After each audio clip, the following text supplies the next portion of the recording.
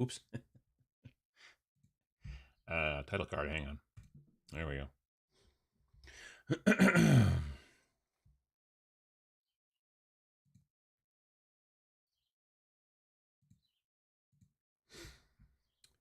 Where's... Oh, there we go. Okay. Pop out the old chat. Get rid of the echo.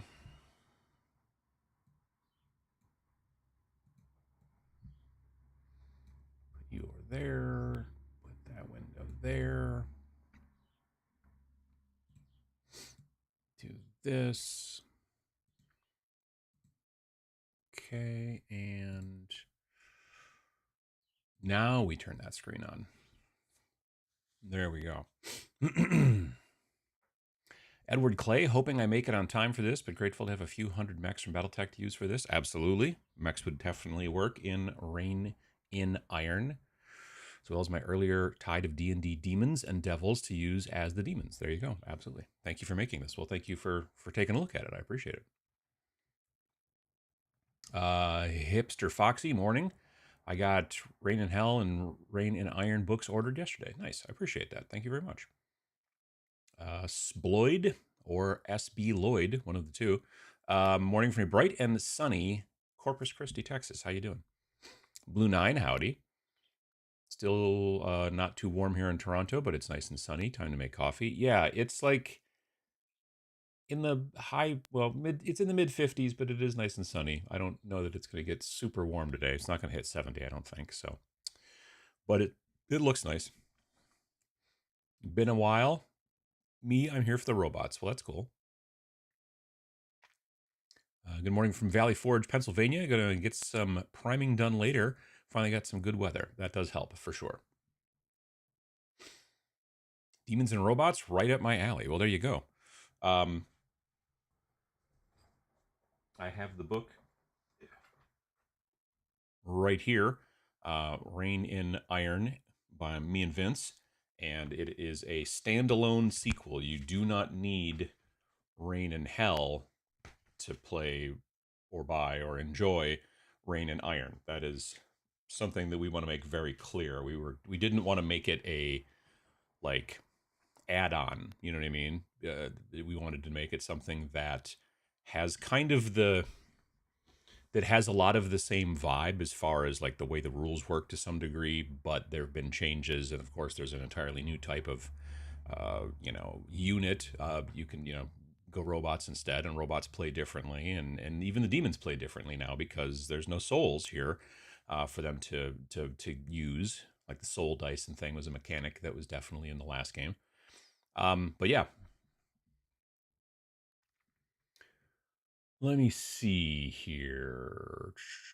Morning from Quebec, Dragonfire. How you doing? Fungazi, how you doing? Lovely Washington, D.C. Hope you're doing well. BF Bulldog, hope you're doing well with a very wet Yukon, Oklahoma.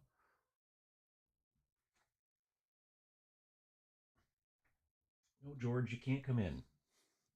I had to close the door because the cats were being a little squirrely this morning, and now George is out there. He would like to come in, but he can't. Was looking up robots on Etsy and found just a lot of T9000s, just imagining the demons are finally like, we can go through the portal, and then they come back and it's Skynet. I mean, that's kind of the concept, but yeah. Good afternoon from Kent, England. Hope you're doing well. Hello from rainy Quebec City, sunny West Texas. It's my last day of staycation, and I'm taking a break from cleaning to watch and hobby. I'm finishing my Skirm Deep troops and making some quick tonks. Tonks sounds familiar. I don't know what Skirm Deep means. Meanwhile, Rain Iron looks really cool. Well, good. I'm glad to hear it. Thanks. Yeah, the artwork is, I think, we were real happy with the with the artwork. It turned out really well. The internal stuff by Brandon Gilliam, runehammer.games on Instagram. It's pretty exceptional. And the cover is by the same cover artist that we worked with on the first game. Morning from a slowly cooling Queensland. How you doing? Rainy St. John's, Newfoundland. Good Morning from Molly in Chile, Ontario. How you doing, Molly? Bought Rain and Iron and it looks amazing. Well, thank you. I appreciate that. Motor Breath Jazz, how you doing? Hello, hello. Congrats on the new release. Really excited to play it. Well, thanks, Casey. Good morning from Hudson, Illinois. How you doing, Jay Solo? Hello from St. John's, Newfoundland. Batch painting 6 Hellbrutes today. Hellbrutes. Are those like basically the chaos like dreadnoughts? Is that what a Hellbrute is? I can't remember. Sounds right. Just realizing there's way too much detail in some parts. Yeah, if it's what I'm thinking of, yeah. I mean, it's GW, so yeah. Hello again from PEI. I don't know what PEI is. Painting up some Sylvaneth Kitbashes. Nice. Been spending some time today building a venerable dreadnought. Didn't realize that you could swap out the weapon arms. Nice to have choice without having to magnetize. Yeah, the older ones you could kind of swap them relatively simply. Good morning from beautiful Maryland. Building some Mark 6 with my Squire. Nice. Finishing up my fossil terrain for alien zoology this morning. Oh, that sounds fancy. Morning from Colorado. Gargoyles this morning. Good luck with the new game. Thanks. Rabbit, first day of June. Good morning from Los Angeles. Painting some D&D miniatures for a campaign next week with my nephews and nieces. Oh, that'll be a lot of fun.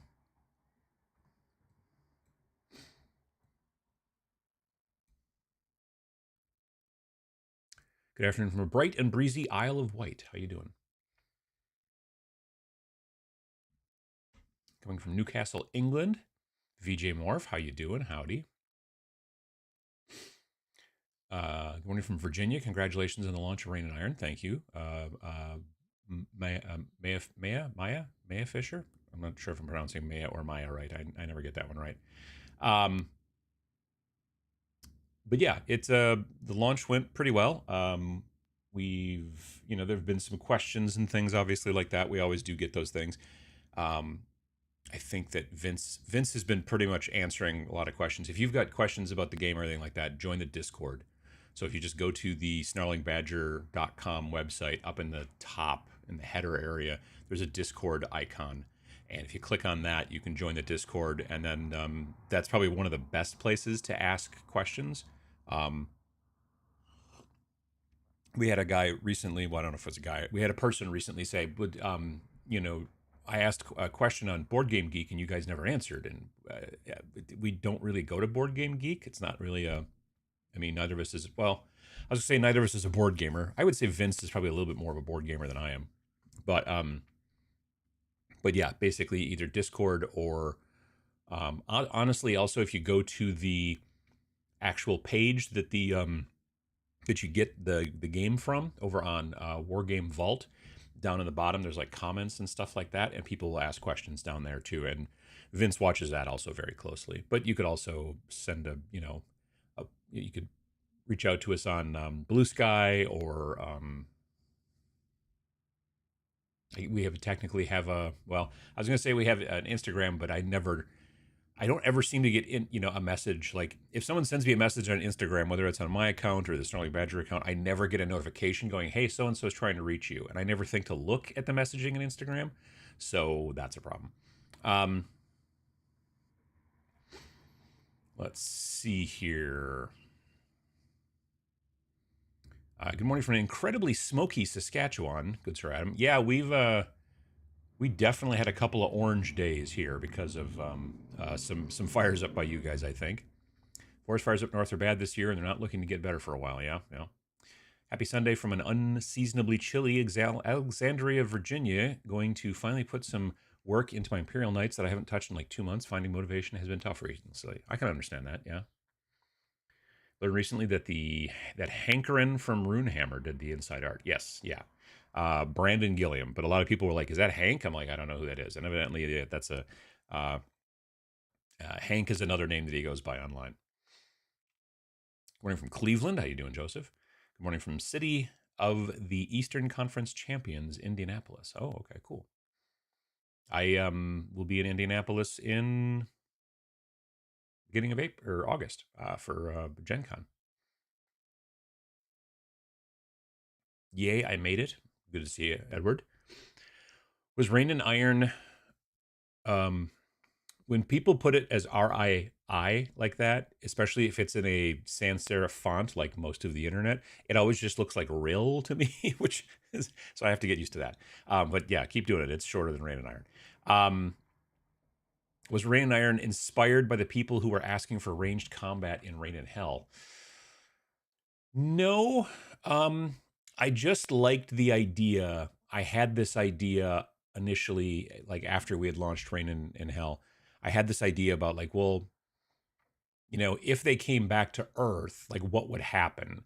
Like, would there be a battle between humans and demons and stuff like that? The first game, there was a pretty kind of one-sided battle between the humans and the demons. The humans came to hell, as it were, the dimension that the humans call hell, came there, messed stuff up, kind of a really super fast, like hit and run kind of, bunch of things happen. It is unclear as to whether or not it was like a one-way sort of trip for the humans and that kind of thing. Um, but I thought it would be really interesting to see, well, like, okay, so what happens if they come back? And then I started to think about it, and I was like, it might be kind of just dull to just be demons versus humans. So what if they came back and there were no humans? And then they were just fighting against the robots that were either left behind or took over or however it was kind of happening. And so that's kind of where that came from. That's where the inspiration was from. Afternoon from a soon to be stormy French Alps. Painting some heroes board game minis. Those are huge. Nice change from painting tiny moonstone fairies. Sure. Watching from Atlanta, where I finish up some Tau crew talks for a game with my wife's Tyranids this week. Nice. Hi from Bridgend, Wales. Is it? I don't know if I pronounced that right. Probably didn't. Glad I have 92 mechs already painted. Honestly, yeah. Using Battletech mechs is totally fine because they are normally technically not the right scale but scale is kind of, how am I trying to say this? Scale is definitely in the eye of the beholder sometimes. You know what I mean? Like if it was a 6 millimeter person, right? Like a human, well, they would be quite small. And sometimes you get that in games. You get these tiny, tiny, tiny little troops, and you put a whole bunch of them on a base, right? So if you were going to be playing with tiny, tiny 6 millimeter people versus demons, that would look weird, right? But if you're taking a 6 millimeter giant walking robot, then it's about maybe the same size as like a 28 millimeter person, roughly, or whatever, depending on the make and model of your mech of choice. But the whole concept is that you would basically be able to, if you wanted to, use BattleTech stuff versus your demons. So I'll have to look into that a little bit as far as like maybe making some marketing talking about that as well, because I've got a bunch of mechs painted up myself for Alpha Strike. So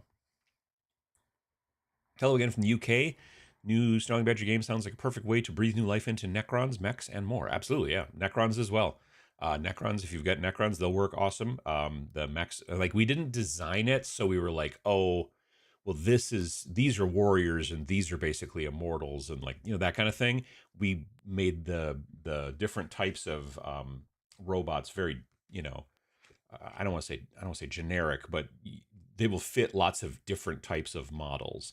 The different types of robots that you have available to you, the difference between the way that the demons work and the way that the robots work is actually kind of subtle. Well, it's not really that subtle. Demons and robots both have a single leader, but then the demons normally will have like a model called the devout, which is basically kind of a second in command, kind of a lieutenant kind of dude. And then after that, you then spend 100 points to build the rest of your force out of minions. In the robots, you have a leader who's called the command model. And then instead of having a devout or a lieutenant or whatever, you have two auxiliaries. So instead of having one second in command, you have two second in commands. And as you play the campaign, you can add even a third. Um, And there are different types of them. There's a bombard auxiliary, a fortification auxiliary, a shield auxiliary, and a transport auxiliary. And then after that, instead of spending points to build the rest of your force, you just pick 4 servitors, which are the the minions basically kind of the humans, or sorry, of the robots. So you have an aether servitor, which can fly. You have a blast servitor, a pulse servitor, a repeater servitor, a sniper servitor. That's just an awesome piece of artwork with the sniper guy, and a tangle servitor. So um you know, sniper servitor probably would have some sort of gun sort of model, but a lot of those other ones, blast, tangle servitor, they could look like nearly anything. So you get all kinds of options, and using BattleTech stuff also totally makes sense. So, um, morning from Three Rivers, Michigan, where it is just warm enough to open all the windows and cold enough to slam them shut again. Yeah, I mean, we've had the windows open on and off because the cats love it. It's just usually a little bit later in the day. And I've got the windows open in here right now in the sunroom, but that's because I've got the door closed. And so, it can get a little, being the sunroom, it can get a little warm in here if you close the door. And if it's kind of sunny, which it sort of is. Um, Back from Korea, back to the sweaty pixel mines. Well, I hope you had a good time in Korea. Skirm is Bill Making Stuff's latest game. Oh, yeah. I forget the full name of it, but yeah. Okay, I see what you're saying. Decaling a Gundam in Grey, South Wales. How you doing, Ross? Hi, Uncle Adam. What brand of varnish do you use? And if you use an ultramat, do you find something that rubs off a bit? Get white little specks that rub off. I don't use. So the stuff that I use, I fire through my airbrush, and it is made by a company called Instar, I believe. INSTAR, Instar, and they're based out of England, and they make a stuff called like Varnish Plus or something like that, and it works really, really well. I bought a big bottle of it, and I haven't gone through it yet either, but yeah, it works really, really well. But I do, like I said, fire it through my airbrush, so it goes on relatively thin.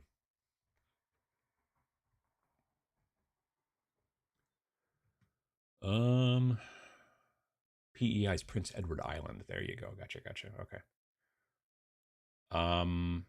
Well done in the new game, or rather sequel to the great first one. Well, thanks. Yeah, like I said, again, it's a standalone sequel. You do not need the first one to play. You don't need to have played the first one to understand it or anything like that. It's all self-contained. Working on a few robot warbands for other skirmish games. Also thinking Mutant Chronicles, Dark Legion, and Cybertronic would work for Rain and Iron 2. Probably, sure. Yeah, anything robot would work, really. Hi from Bremerton, working on Arch Villain Bear Vanguard. Awesome glasses. I need to find a pair like that. Oh, these? Um, I got them from a company online called Zenni, Zenni. And you just get, if you have to get your prescription from your eye doctor or whatever, including the pupillary distance, and then they can make you glasses. These are like my normal glasses that I wear usually are these. And these I keep near the computer because I have progressive lenses, like no line bifocals or whatever. And wearing these are designed for general use, like driving around and walking around and looking at things and stuff like that. These are designed for being on the computer because they're tuned for closer focus. If I look outside, I can see my car or I can see the plants and I can see that tree, but I can't see them sharply. It doesn't really focus well over about 20 feet. But within 3 feet, I can look at stuff and I don't have to turn my head way back to like look through the bottom part to see the text that's like, arm's reach away. So, also, I think it's got some blue blocking in it, which is supposed to help your eyes not get like tired or whatever, looking at screens all day or whatever. So, um, that helps.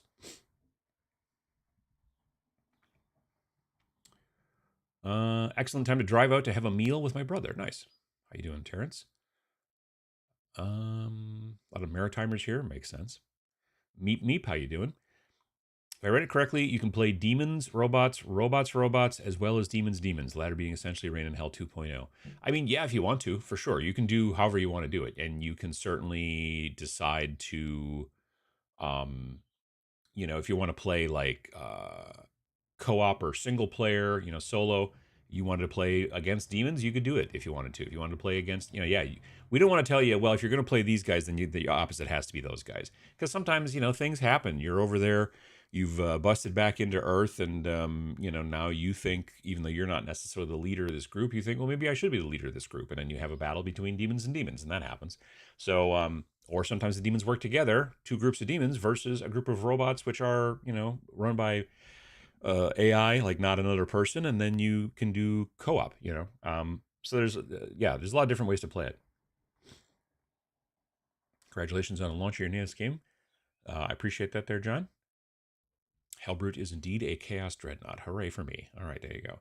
Afternoon from Belgium. Got the PDF and book. Loading it on the tablet. Nice. Appreciate that. Let's see here. Good morning from Albuquerque. Quick question. Why isn't the cover art included in the PDF for Rain in Iron? It is now. So I did it. When you first when I have to make the print version, the cover file is a completely separate file than the inside file. You send them separately.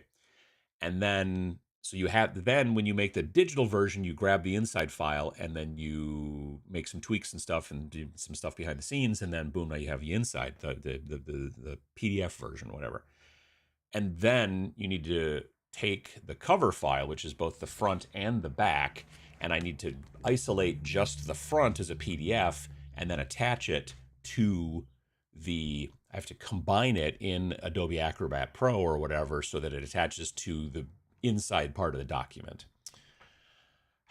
Anyway, so I did that, but then forgot to upload the second version. I had initially uploaded the inside without the cover, and then I did the work to put the cover onto the inside, and then it didn't get uploaded. It has been uploaded as of like yesterday.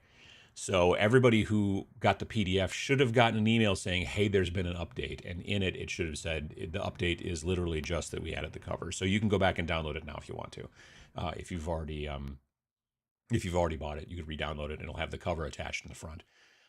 If you haven't bought it yet and you do, then you won't notice. Everything will be fine. But yeah, that was a change that we had to make.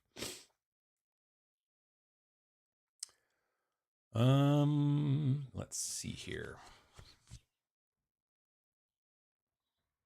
Saw robots and was interested. Well, robots are very interesting.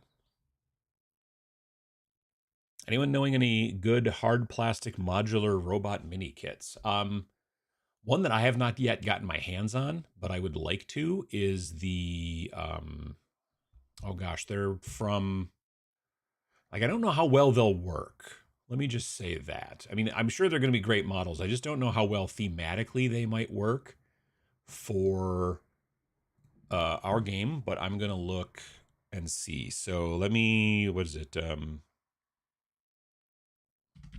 North Star Military, just North Star Miniatures is fine. Because they did just recently add some cool robots. Websites. Properties.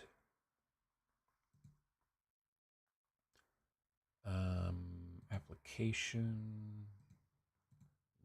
Nope, not that. Nope, that's not what I want either. I should have had this set up ahead of time.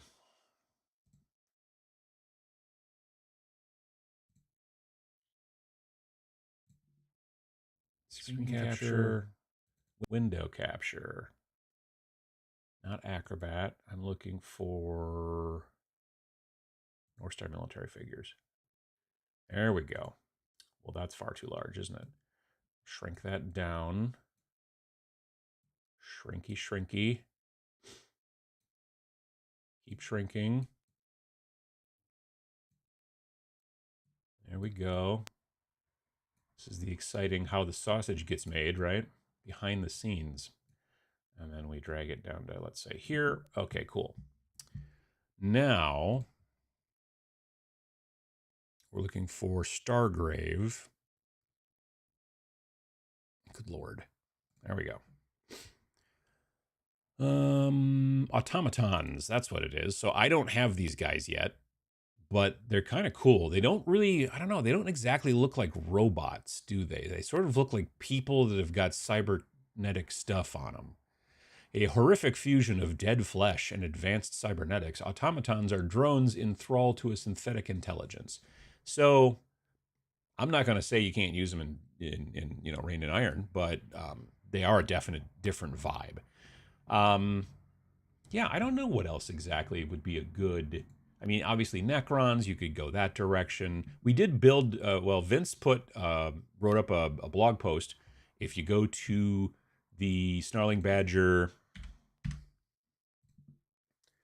website and you go to news, we have a Finding Robots and Demons blog post, and it lists a bunch of different demon miniatures and also some robot miniatures.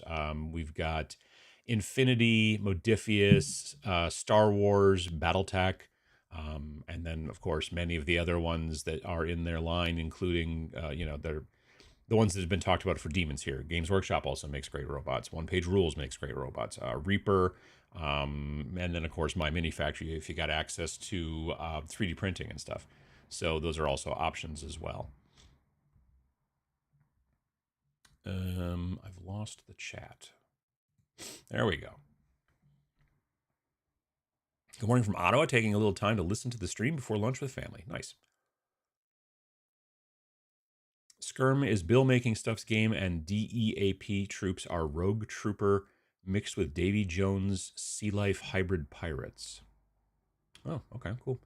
Tonks is the Apocrypha Now Simple Tank game. I think I've heard of Tonks, yep.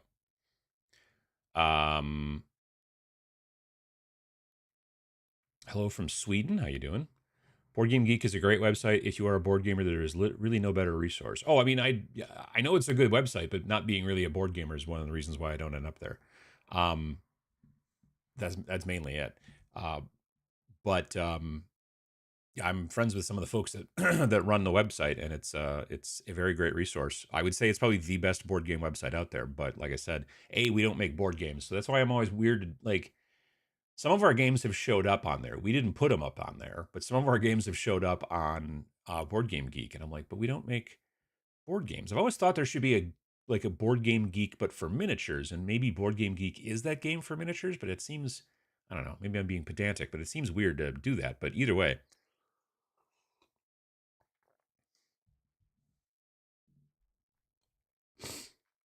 I wrote my questions in YouTube comments or Blue Sky now. I used to post a lot of questions on Twitter for rules clarifications. Yeah, YouTube is also a good place to do that stuff. Let's see here. Just bought Rain and Iron. Well, thank you. Are you coming to Europe? Say Spiel in Essen? No. I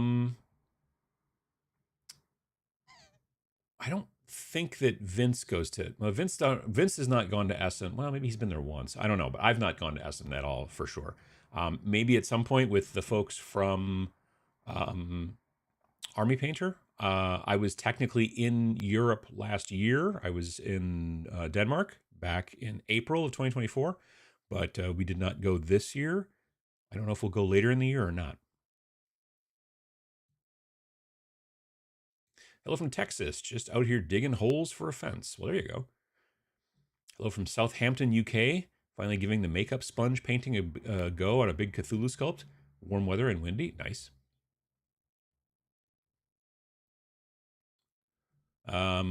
It's a good question for Uncle Adam. What do you plan to use for robots, or will you stick to your cabals you already have? So,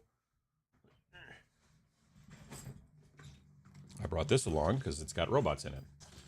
By the way, if you're coming to TMX, I have about another dozen of these that I will be selling at TMX. I think they're the last of the ones from the website. They saved some so that I could sell some direct at TMX. So most of the robots that I used in the video and stuff like that are all 3D printed. This is one of the bigger ones. I don't know if this helps at all. I don't have a close-up cam really. But yeah, for the most part, the robots that I've been building have all been 3D printed. So that guy's, well, one of them, I guess technically, one is a Necron. So that, but otherwise the rest of them are all 3D printed for the most part. Um,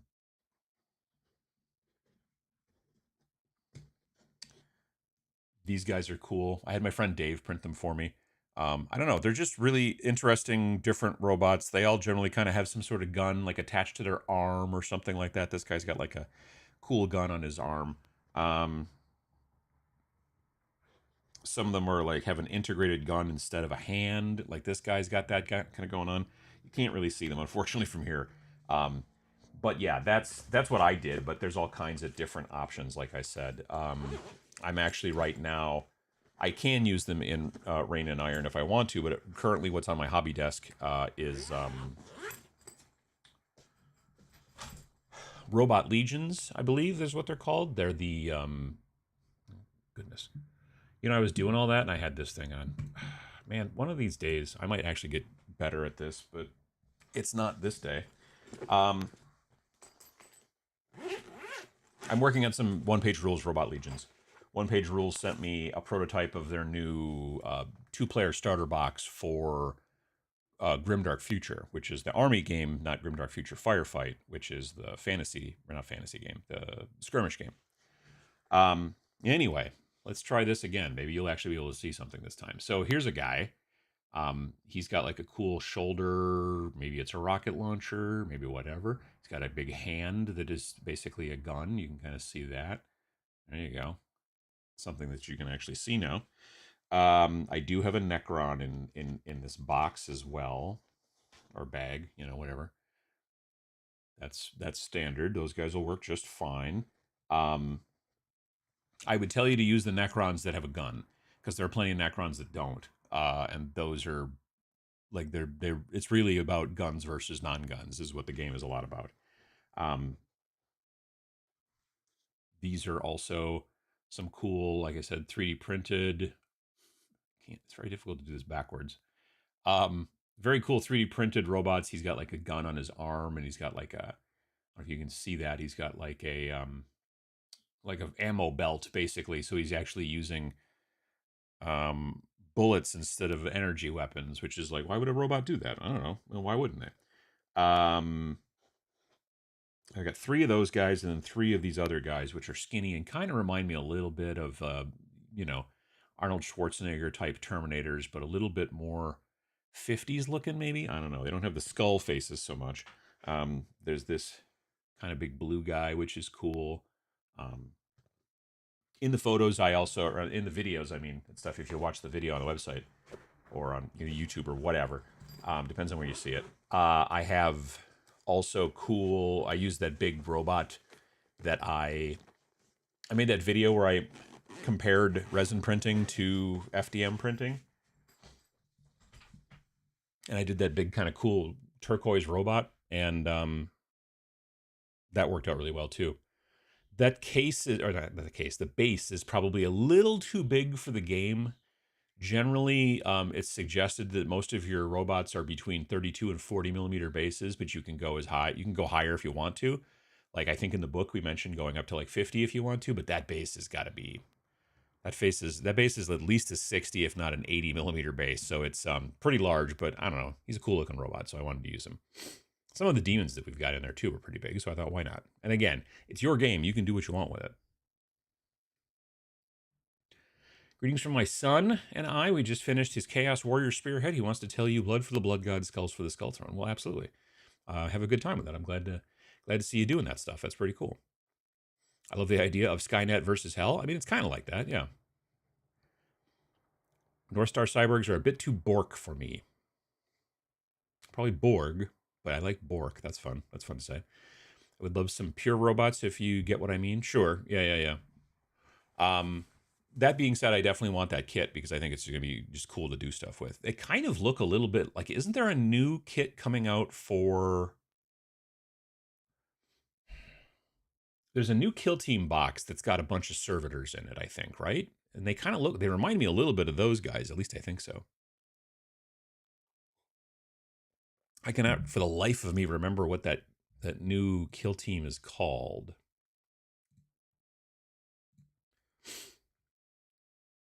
No, I didn't want Warhammer Plus, thanks. I wanted community. There we go.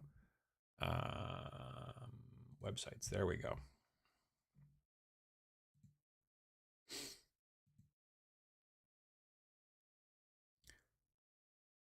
I thought there was some sort of. Yeah, here we go. Typhon or whatever. Protect a great gun from Tyranid invasion and kill Team Typhon. Those guys aren't. But like, so you have a couple of these sort of like Admech-y looking dudes. These guys, yeah. These guys remind me a little bit of these guys. You know what I mean? Like, not a huge amount, but kinda. Like, he's got a big gun for an arm and a drill for reasons, and this guy's got kind of basically a big gun for an arm and like a pinchy thing for, again, reasons. So yeah, that's interesting. Again, these guys are maybe a touch more cyborg, but there's nothing to say that you can't have your robots be cyborgs. Why not, I mean, maybe in your version of the game, it's not that the humans are gone, it's that they've been augmented to the point where they don't seem like humans anymore. Oh, could be. Who is to say? Again, it's your game. You get to write the story.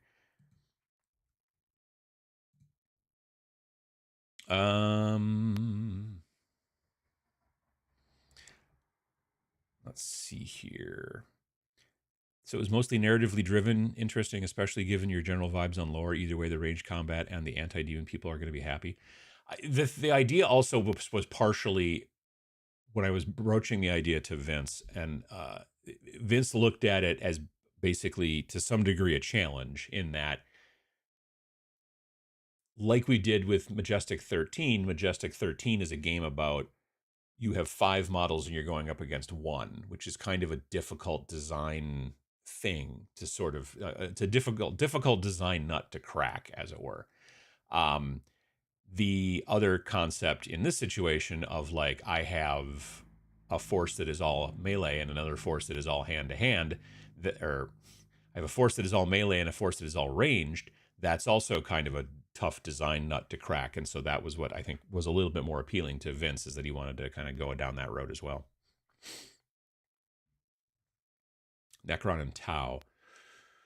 I mean, Tau battle suits would definitely look like robots. That's true. Used to be a box called Steel Warriors, which had small robot bodies and arms in hard plastic, but I think you only get them from the EM4 site. Man, I haven't thought of EM4 in forever. Wow. Rain and Iron almost has a Kaiju Jaeger Pacific Rim to it.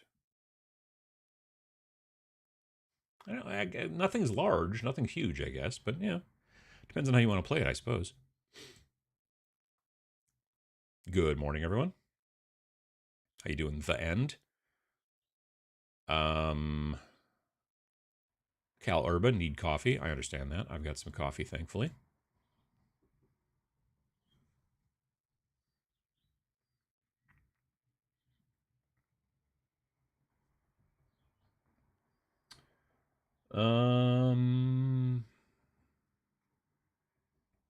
Good time of day, by the way. Absolutely, Ralph. Crooked Dice has a range of metal killbots, robot skeletons, and argonauts. Nice. Working all weekend, so I haven't had a chance to play. Maybe on Wednesday. Cool. The Wargames Atlantic Valkyr could work indeed. Thanks for suggestion. The Wargames Atlantic Valkyr. Wargames Atlantic. Poke and website. I assume that would be under sci-fi.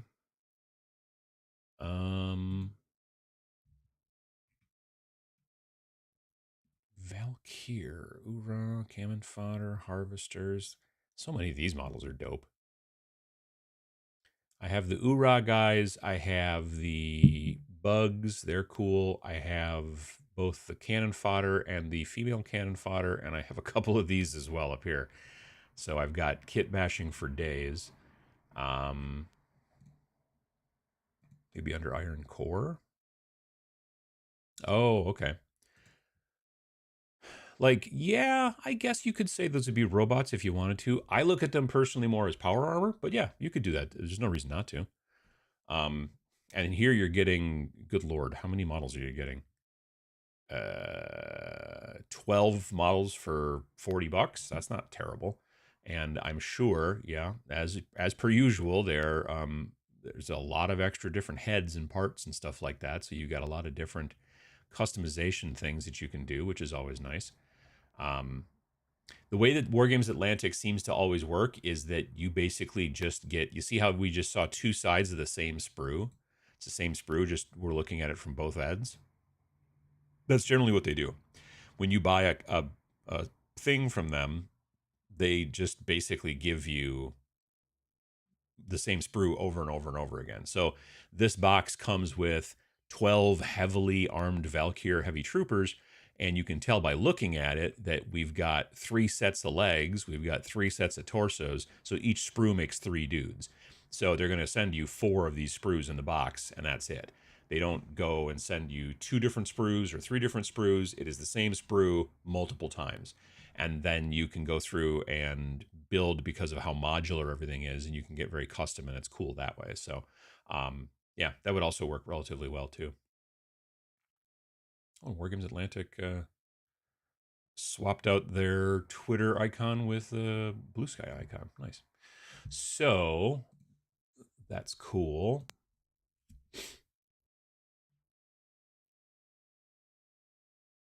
Good to see you, Rainin Iron, sitting on top of the Wargame Vault bestsellers list. Indeed. No. Still need to use my space heater in here on the low setting. Oh, wow.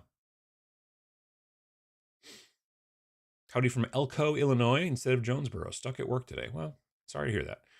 Happy Sunday from a damp and humid Nottingham. After yard work, I'm going to paint up some Warhammer Pointy Boys. Nice. Next sequel, Rain in Space, where the humans come back and fight the robots and demons. I mean, I don't know. It's a good question. My Necrons from Indominus will finally have their time to shine. Nice. I mean, those guys are not that shiny, as it turns out. Like, if you like that, there was a definite design change in Necrons when Indominus came out in that new set for 9th edition or whatever came out, because they definitely beat them up a lot. Like, the models themselves have got like dents in them and like wires hanging out and stuff like that. So they definitely started to head a little bit more into the weathered look for the Necrons. So, which I'm fine with, honestly. Zenny is a good place for glasses, inexpensive and good quality. Yeah, these are pretty cheap, so that's good. Do you know if Wargame Vault are printing locally outside of US now? Just want to check before I grab the PDF if I can grab a soft cover without getting smashed on postage. So, I mean, I know they're still printing in the US and UK. That's where they've always done both. The question is whether the Australian thing is working yet. That I don't know. Evidently, and I don't understand why this is, if you can order the game somehow through Drive-Through RPG, which is weird because we're not listed on Drive-Through RPG, but I can guarantee you that people somehow buy the game through Drive-Through RPG, because I get the emails all the time. That it's usually the emails I get just say Wargame Vault, Wargame Vault, Wargame Vault, and then all of a sudden it'll be like someone's bought it through Drive-Through RPG. So I don't know how they're doing that. But because Drive-Through RPG is the newer website, as far as website design, it's like they've updated Drive-Through RPG.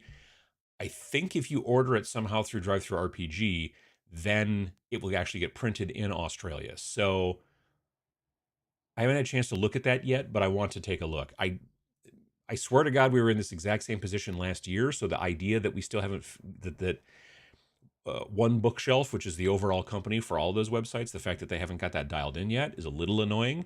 But I want to find out.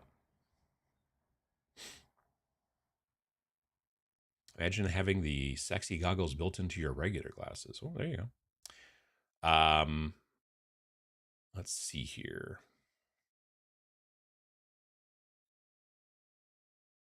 If anyone ever asks, did you see this? You can confidently say, yes, I did. Sure. Love the Runehammer style, heavy influence for me. Yeah, there's so much like movement and like, I don't know. What happened? Why is it, what's going on? Is it still going? It started to lock up on my side. I don't know what's going on. But just like, it's very gestural and there's a lot of movement. Oh, I think the camera was getting weird. I don't know. I really liked the artwork that he did. I was really happy with it. So I originally had seen him. Where did I originally see his artwork? Originally, I saw his artwork in the earlier days of kind of one page rules, not the super early days back when it was like one page 40K, but like, and I think some of his artwork is still in some of the one page rules instructions, some of the, things, but for the most part, it's different artwork now. But I just really liked it. And I remember looking at it and going, I got to look that up. And I looked up his name and then went from there.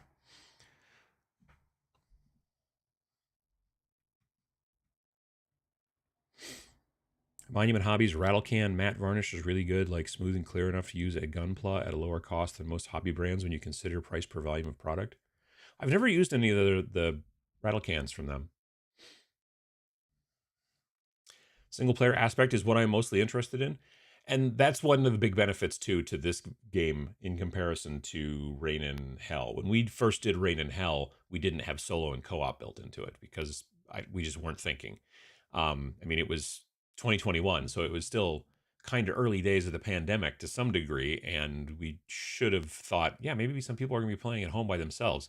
So that was after we launched it, and people were like, "This is cool, but is there a solo version?" That's when we made the expansion for it, which we've never been one for expansions, really. Like we do a little bit of tiny expansion work on in like Snarl. We'll put little kind of add-on tweaks and stuff like that in it. Um, but for the most part, we're not like, and people who are into expansions as far as gaming is concerned. Rain and Iron, I would not say is an expansion because it is standalone and you don't have to have the first game to play. So that's also a benefit there. But all that to say, I don't know. I think it was just I think that this adding in single player and co-op into the new game made a lot of sense, and so that's why we made sure to do it. I mean, basically, we've put it into every game since we launched Rain and Hell. When we launched Rain and Hell, again, we did the little expansion, and then after that, it was Space Station Zero had solo and co-op, Majestic 13 had solo and co-op, Death Wizard solo and co-op, and so for the most part, in the spring games, the games that come out in spring that are in actual printed books like this, they're always going to probably have, unless there's some weird reason why they wouldn't, they'll pretty much always have solo and co-op. The games in Snarl, Tanks for the Apocalypse, The Great Goblin Argle Bargle, those games generally don't have solo and co-op because they are so small, and are designed to be as few pages as possible because we're trying to fit them into that little kind of print format. Then we can't really do the solo and co-op stuff because to do that you have to basically add in a bunch of special like AI rules that says this is going to happen and then this and then if this then that and all that, and adding that into the Snarl games, the mini games, the micro games that go in there we would have to, it would expand the book, and then you get to a point with a printed zine where all of a sudden it's really hard to get a staple through it. If you're all of a sudden at 48 pages, that's real difficult to get a staple through it. So, can we do demons with robotic enhancements? Sure, if you want to.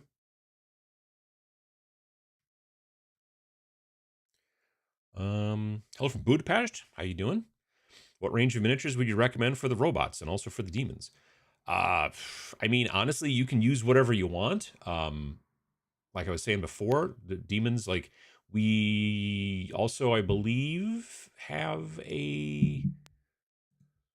Did we make a blog post for the demons way back in the day? I think we did. Um,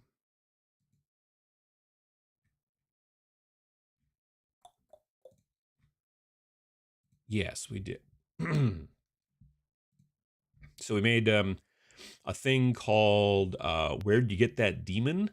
And in this, so this is interesting. Okay, so this was just going through all the. So in the first book, in Rain and Hell, we didn't really have illustrations. We had the cover illustration, but then everything on the inside, it was all photographs.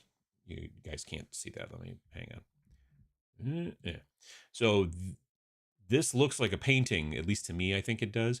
But these are two 3D printed models that I painted, photographed against a white background, and then we sent them to this guy named Scott from Artists Empire. Which, if we go here, no, and we go here, this video is like how he did this, right? So you can watch this if you're interested, if you go to this blog post. So he takes the pictures that we take of the models, and then he digitally does a bunch of stuff to them to make them look kind of like a painting, puts in background and all kinds of neat jazz. All right, anyway, so this is going through and saying where all of these demons came from the book specifically. Creature Caster, My Mini Factory, stuff like that, North Star figures, etc. But I don't know that we have a post that is like, where's a great place to go find a bunch of different ones. We did the same basically after Space Station Zero. Well, it took us a while on Space Station Zero, probably about 2 weeks later than after we launched it. We posted about how to, where to go find miniatures for Space Station Zero, and gave you some suggestions. And ever since then, we've always made we've always made a blog post and say, hey, here's another place. Like after Majestic 13, here's a bunch of places you could go to buy, models. Why not? And we did the same thing for where to get your Shermans, where to get your Death Wizard stuff. And then here was the article that we did about finding robots and demons. So there's a bunch of different stuff in there that you can look at. And the main screen. There we go.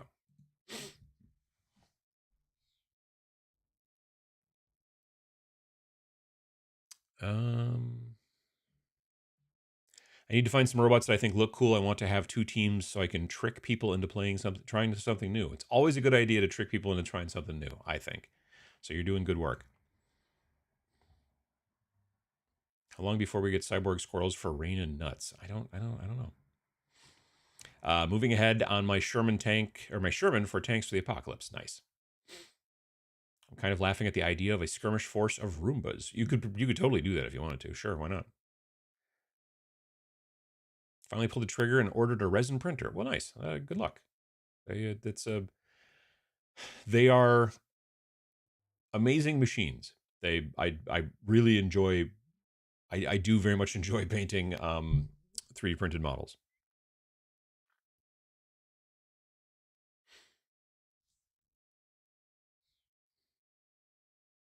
Could be just Tau drones. Sure, why not?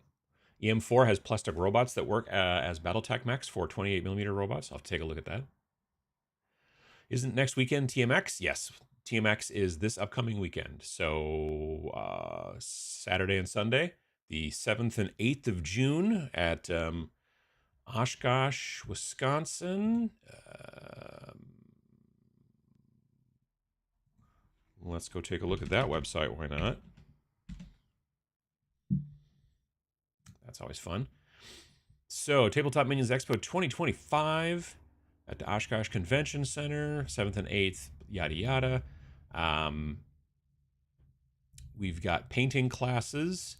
There are still seats available for the painting classes. We've got 2 classes taught by Vince, 2 classes taught by Raven, and 2 classes taught by Sam Lenz.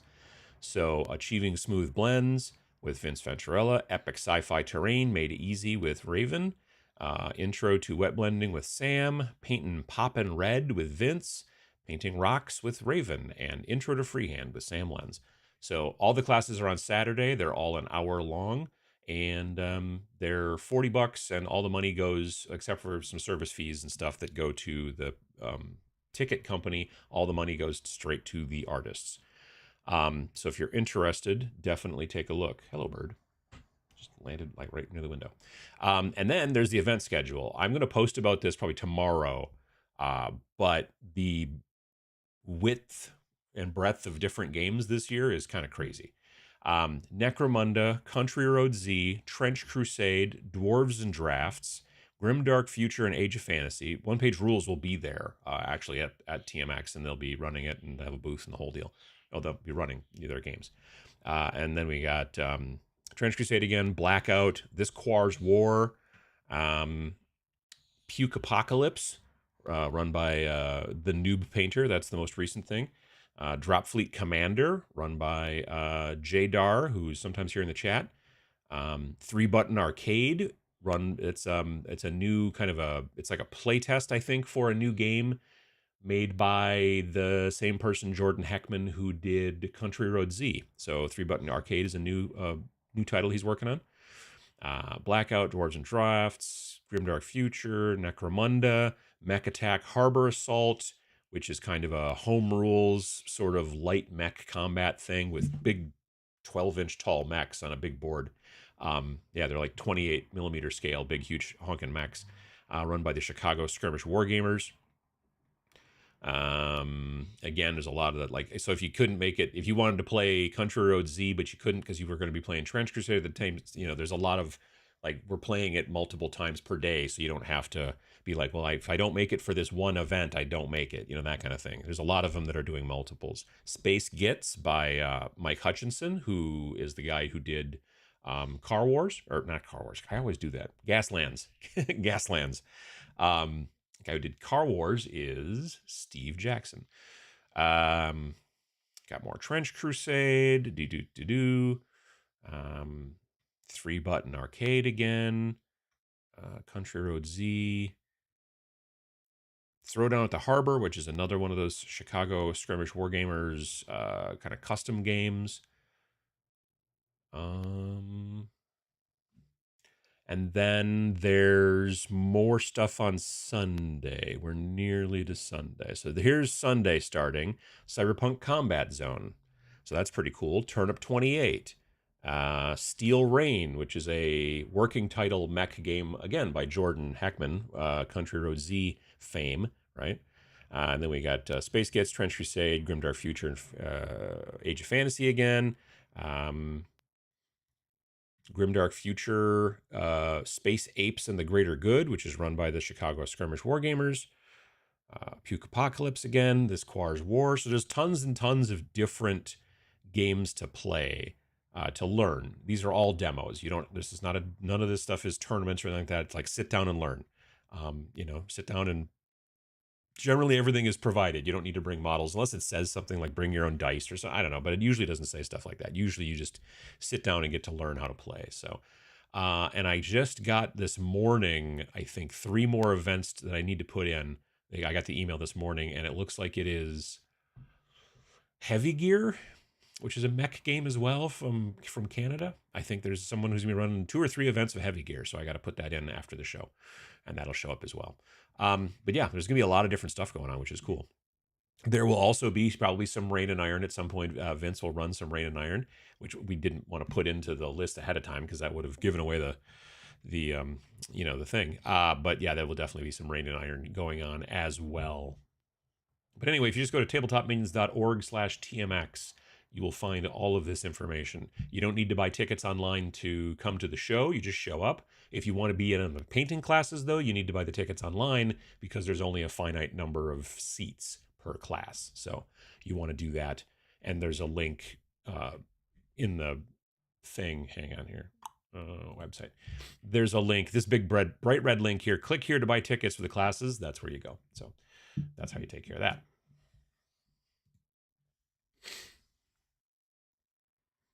Putting together my backlog of minis, the starter set for Pirate Historical Blood and Thunder, Blood and Plunder, not Blood and Thunder, and the Dark Fairy Tale Moonstone. Someone ran Moonstone at TMX last year, yeah. EM4 has plastic robots that will work as Battletech mechs or 28mm robots. I think I read that already. I'll have to look into that EM4 range of robots. Let's just do it right now. EM4 miniatures. Because I haven't looked at their website in a bazillion years. Let's see here. Space Lords. Death Fields. Let's see here.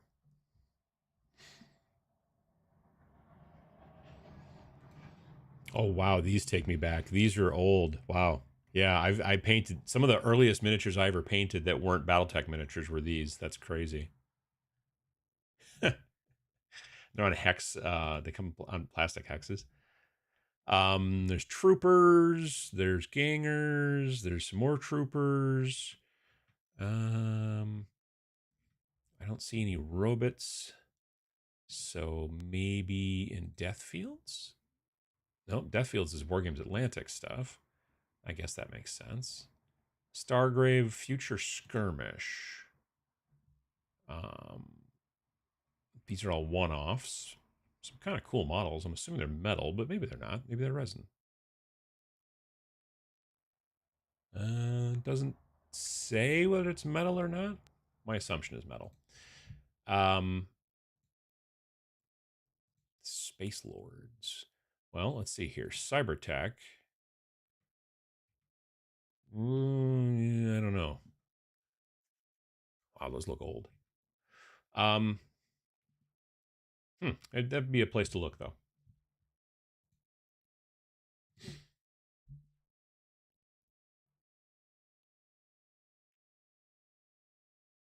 Asking questions on Board Game Geek. Fragmentation of social media is a bit of a problem. You would probably need a dedicated social media manager to cover all the different platforms out there. I mean, for sure. Yeah.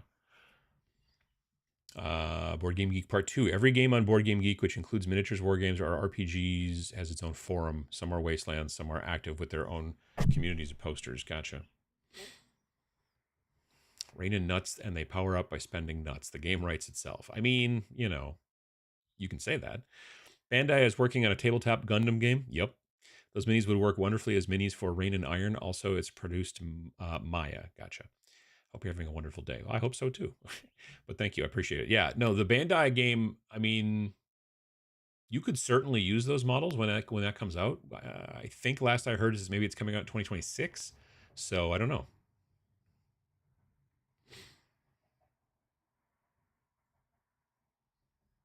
Will we see any more anachronistic Snarling Badger games? Majestic Golden Girls, Life Coaches, Castle Keep Zero?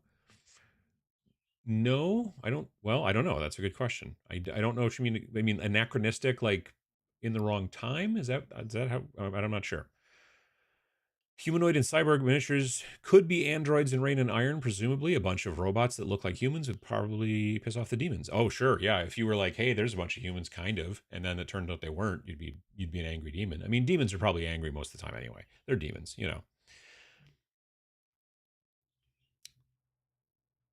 Let's see here. Shout out to IOL on My Mini Factory for 3D robots. I don't know what IOL means. I don't remember that abbreviation.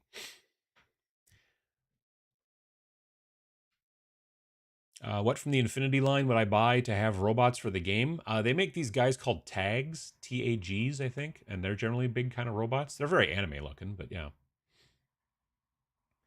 I still have loads of heavy gear minis, which would be a good size for Rain and Iron.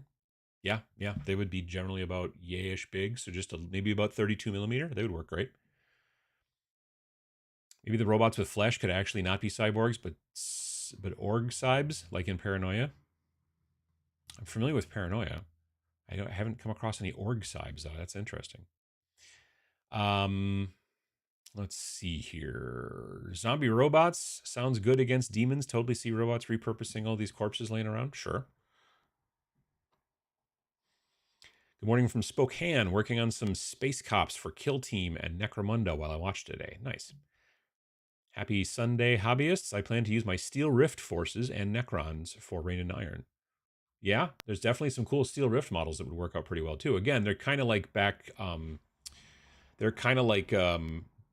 again, mechs and stuff like that, but they would work. There's some robotic kits from Ramshackle Games. I don't know if I've ever been to Ramshackle Games website.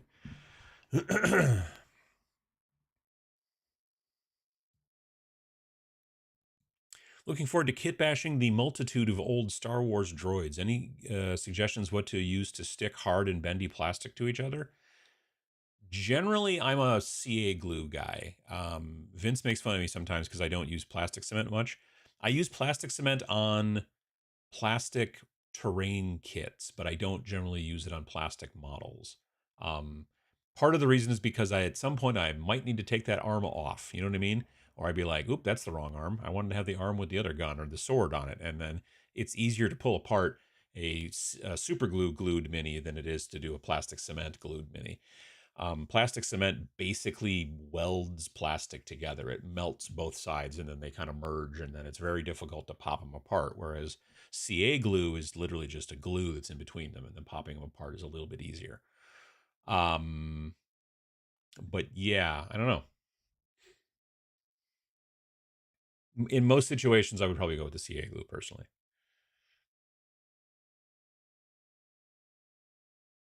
There's a small chunk of people who log, discuss, stuff miniature games on Board Game Geek. There's no other central site for that. So yeah, yeah. About a miniature games resource discussion site. The miniatures page used to be that for a lot of people, but the UI hasn't been updated in 30 years. Yeah, last time that I looked at it, you're right. It looked like it was 30 years old. And the site owner is a weird creep. Oh, I don't know anything about that, but it looked like it had not been updated in a very long time. I don't think that there's any miniature site that has the position TMP used to have in the 90s. Yeah, yeah. New Kill Team box is AdMech versus Tyranids, and the AdMech has a bunch of servitors. Yep, that's what I thought. Lots of miniature agnostic gaming is discussed and shared in the monthly solo miniature geek list on Board Game Geek. If you can still find Privateer Press Warcaster Neo Mechanica, you could try some of those. They might be available out there for sure.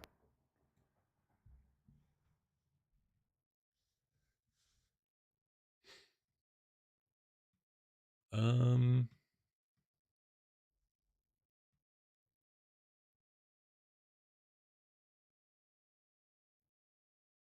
let's see here. If no Terminators available, you could rearm some skeletons with guns and spray paint them metallic colors. Yeah, no, that's true. You totally could do that.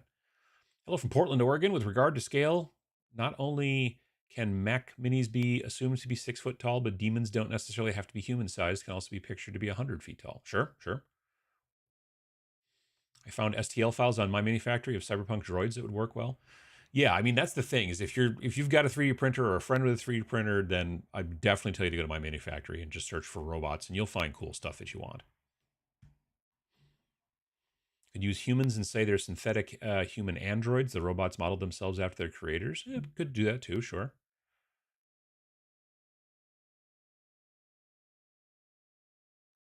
Is cleaning your workspace part of a hobby? I think for some people it is. I think for me it's not as much as it should be. I should probably be better at it for sure.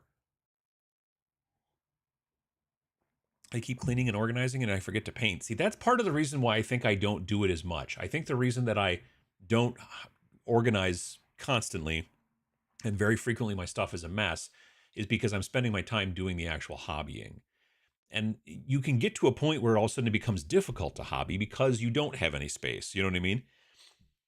Like,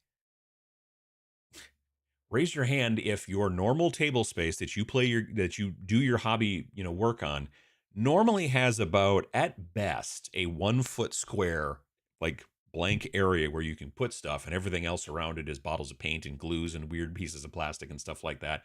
And sometimes that space is not 1 foot square, it's 6 inches square. Who did a thing about that? I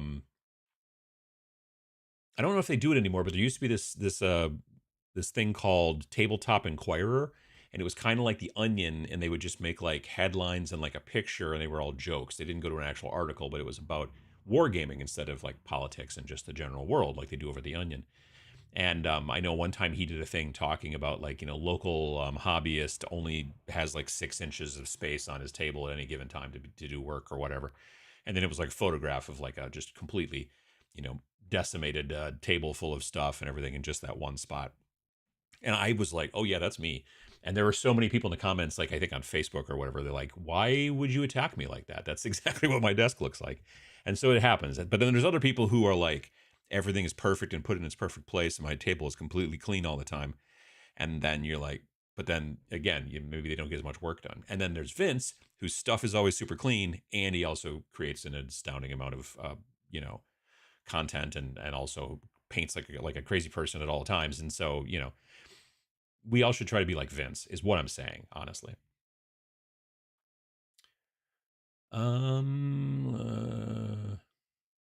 If you're playing with BattleTech mechs, your demons are totally kaiju scale. Could be if you wanted to, sure.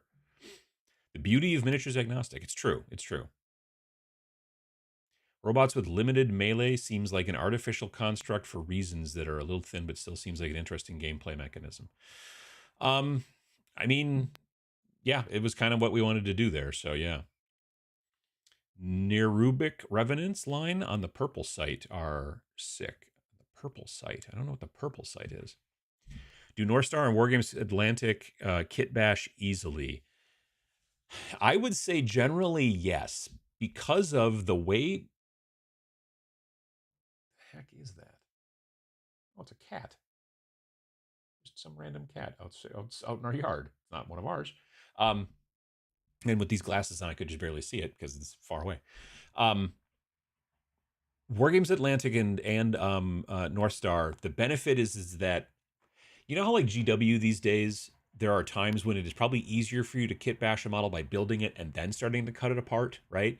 Because they'll like half of this guy's face is part of also his chest and also the top part of his arm, but not. And so you have to glue everything together real weird, as opposed to like glue the head on and then glue the arms on and then glue the legs on type of thing. Um, I would say that Wargames Atlantic and uh, North Star are still part of the glue the head on, glue the arms on, that kind of modular thing. Whereas a lot of models from GW today are cut apart in such a strange way for whatever reason. Some people think it's so that it's harder to recast them, which is possible. Some people think it's like I personally think it's just so that they can make the sprues as thin as possible so they can fit more sprues in a smaller box. Um, but then, it makes you have to build the models really, really weirdly to do that. The not the Gore Chosen. What was the other group that was in the most recent Kill Team box? There was the Gore Chosen and the other ones. And the other ones, whatever they were, that I can't think of off the top of my head now, the upside was that their heads were super easy to swap. Let me look here. Oh yeah, Blood and Zeal. So it was the sanctifiers or whatever. The like more they had big robes and they were like churchy people or whatever. The ecclesiarchy. Um, the benefit was that their heads were not like part of their like cowl, which was part of this arm kind of thing. It was very much just like put the head on there you want. It fits into a head socket. The folks over at North Star and Wargames Atlantic are a little bit more like that. So kit bashing those models together works pretty well. There are sellers on eBay who sell individual sprues from various box sets such as these, so you don't have to buy entire boxes in order to kit bash models. Yeah, and that makes sense too because you just, as a person, just buy a box and then you can sell the parts out of it, and it's the same part that you're selling to 4 different people. So it's also beneficial to a person who's just like, yeah, I just want to buy 1 sprue. I don't need to buy 4 sprues. Makes sense. Some of the minis from Monster Apocalypse would work. There's giant robots, and some of the kaiju are demonic looking. Yeah, there's that Cthulhu faction. True, good point. Also realized I got your name wrong. Sorry about that. That's okay. Were you talking to me or someone else? It's okay. Ground Zero Games 25mm range should have some powered suits. Yeah. Let's see here. Finally started painting my Zombicide Undead or Alive Zombies. Nice. Drive-Thru and Wargame Vault are different storefronts for the same backend. Yep. Drive-Thru, Wargame Vault, Drive-Thru Comics, Drive-Thru Cards. Like there's tons of them, and they're all through a company called One Page Rules, which is also now partially owned by Roll20. When I add the game to my cart in Wargame Vault, it is also my cart in Drive-Thru RPG. I can then buy it through Drive-Thru RPG. Yeah, it's something to take a look at. But like I said, if you go on to Drive-Thru RPG, even though they're the same company, Drive-Thru RPG.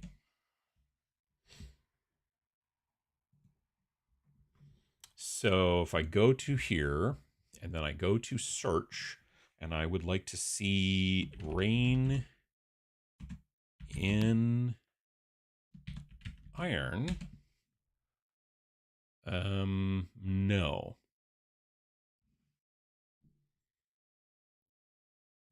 Or if I type in rain in hell. Look now, that's weird.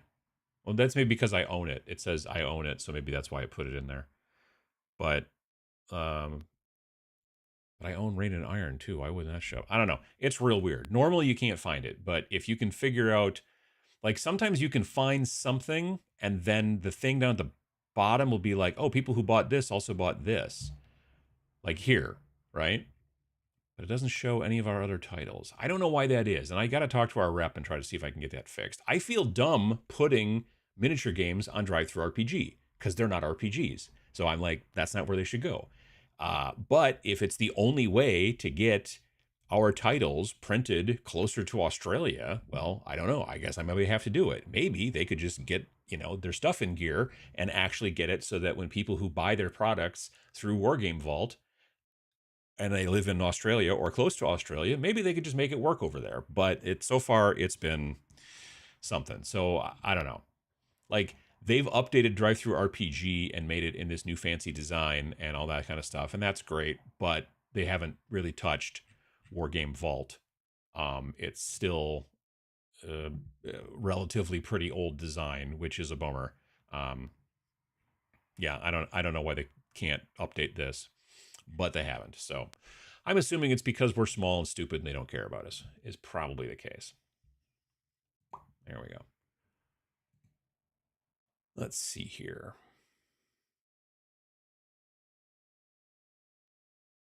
Probably a cart thing. Yeah, it could be something, yeah. I think Wargame Vault Drive-Thru share the same cart. I swear I have two different accounts, but maybe I don't. Maybe I'm thinking of something else. Eureka Minis also has the main characters and armor from Appleseed. Appleseed. Oh, is that maybe an anime thing? I have Drive-Thru RPG and Wargame Vault. Books show up on both of their libraries. Seems like it's just one company with many websites. Well, I know that, but books show up on both. Like I said, ours doesn't generally. Like I can't find Rain and Iron on that website, so that's interesting.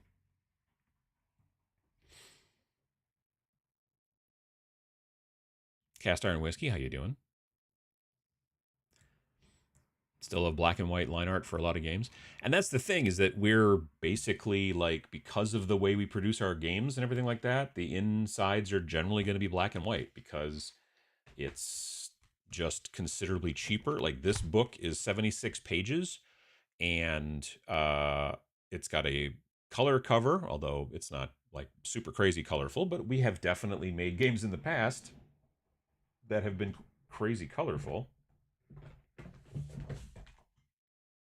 Rain and Death Wizards. Rain and Death Wizards is a good example of a very colorful cover, and dark in the back, but like bright green and bright pink and all that kind of stuff. But all of these books are always black and white on the insides, and the reason for that is because this is a $17 book plus shipping, and you get the PDF included. So if and we've had plenty of people being like, you should really make the insides all color. And we're like, okay, well, that's going to raise the price considerably, both for printing and also for the fact that we're then going to have to pay the artists considerably more to do color artwork on the inside. When we go to an artist and we're like, we need this many pieces of artwork and how much is that going to cost? And then we sell it, if we say we just need them in black and white, then all of a sudden they're usually like, oh, okay, well, that'll be cheaper.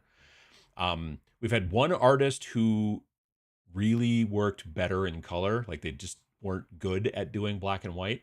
And that was the guy who did the artwork, the photo manipulation stuff for the inside of Rain in Hell. So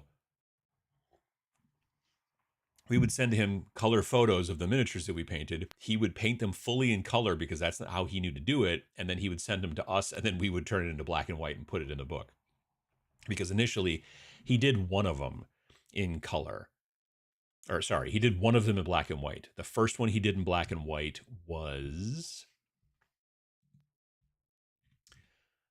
the piece that is right here. So this piece, this again is a photograph of a model that I painted, and then he went in and then added in all this extra stuff around here, right? And did all that. And it's a great looking piece, and I love it. And but he did this in black and white, and then he reached out and said, would it be okay if I just did them all in color? It's a lot harder for me to do them in black and white the way that I do it. And I'm like, yeah, that's cool. So he just did them in color, and then we just turned them black and white. But then the benefit was that, and this is a regular photograph, but then the benefit was that when we needed to, we would have a color version that we could use, hang on, like on the back of the book, let's say. So that was nice too. But in the general situation with most of the companies that we are, the artists we work with, if we say we need black and white, they're like, cool, and they do it in black and white, and it's cheaper than doing color. So, and really, we want our we want our stuff to be cheap and inaccessible, or cheap and accessible for people. We want people to not go, oh Jesus, it's a $50 book. We want them to go, oh, $17 book, and then and also comes with a free PDF, and it just makes a lot of sense.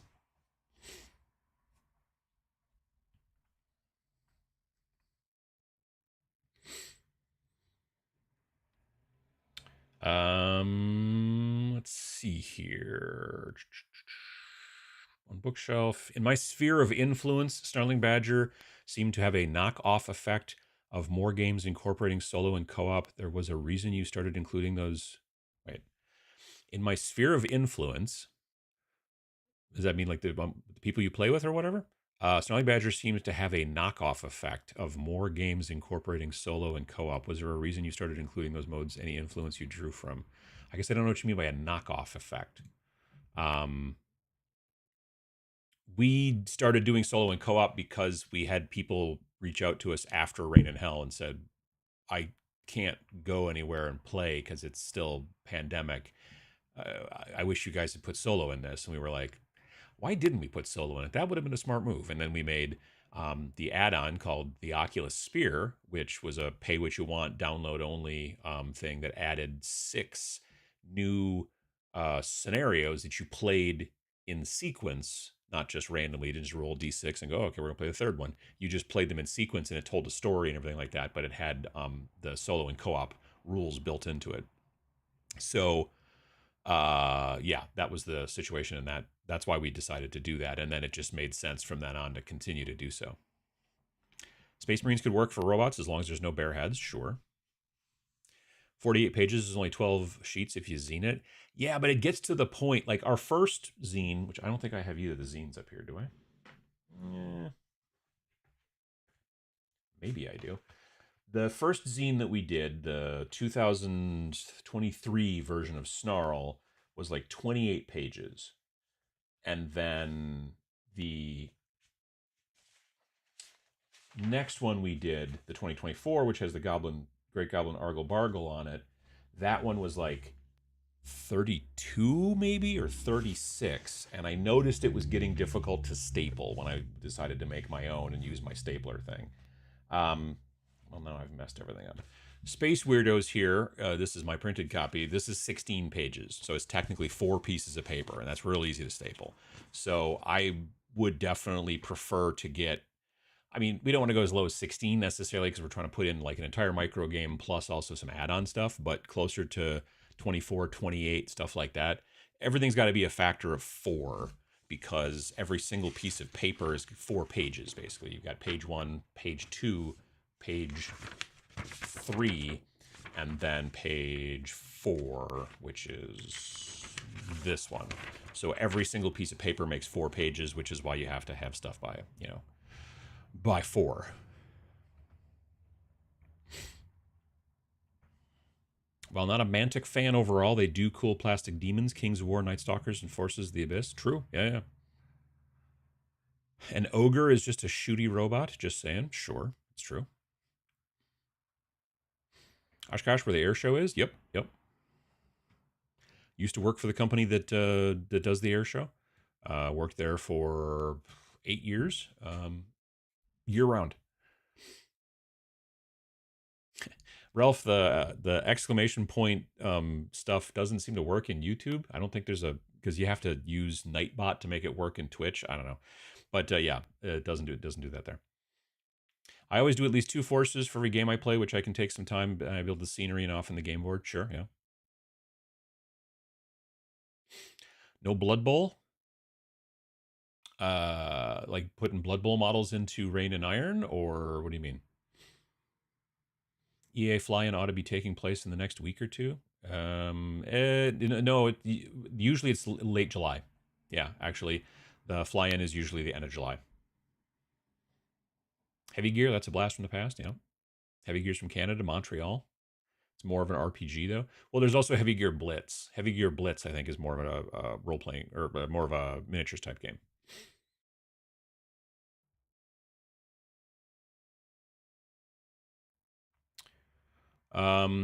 Looking forward to seeing your Black Grail video when, if it is coming. They were my least favorite Trench Crusade faction at launch, but they keep growing on me. Maybe I'm infected. True. So I do want to do Black Grail. I feel as if I need to learn a little bit more about digital kit bashing before I do so. So I have had no time to practice or mess with that or do any research, obviously, as I've been getting ready to launch the game and all that kind of stuff. And now this week it's all basically getting ready for TMX. After TMX is over, then I am going to be able to relax a little bit to some degree and hopefully be able to do some kind of research and things like that. So I do want to look into that because I'm still interested in that. I've got um, my force of the heck are they called? They're not Black Legion. That's what Sam took. I've got not the Principality, Trench Pilgrims. I got there eventually. Yeah, the Trench Pilgrims. That force is a lot of fun. Although I do want to maybe make some tweaks to my list because I feel like my list is not working as well as it could. So anyway, yeah. Let's see here. Might have missed it, but other than art, is there anything the Rain in Hell? Is there anything the Rain in Hell that isn't in Rain and Iron?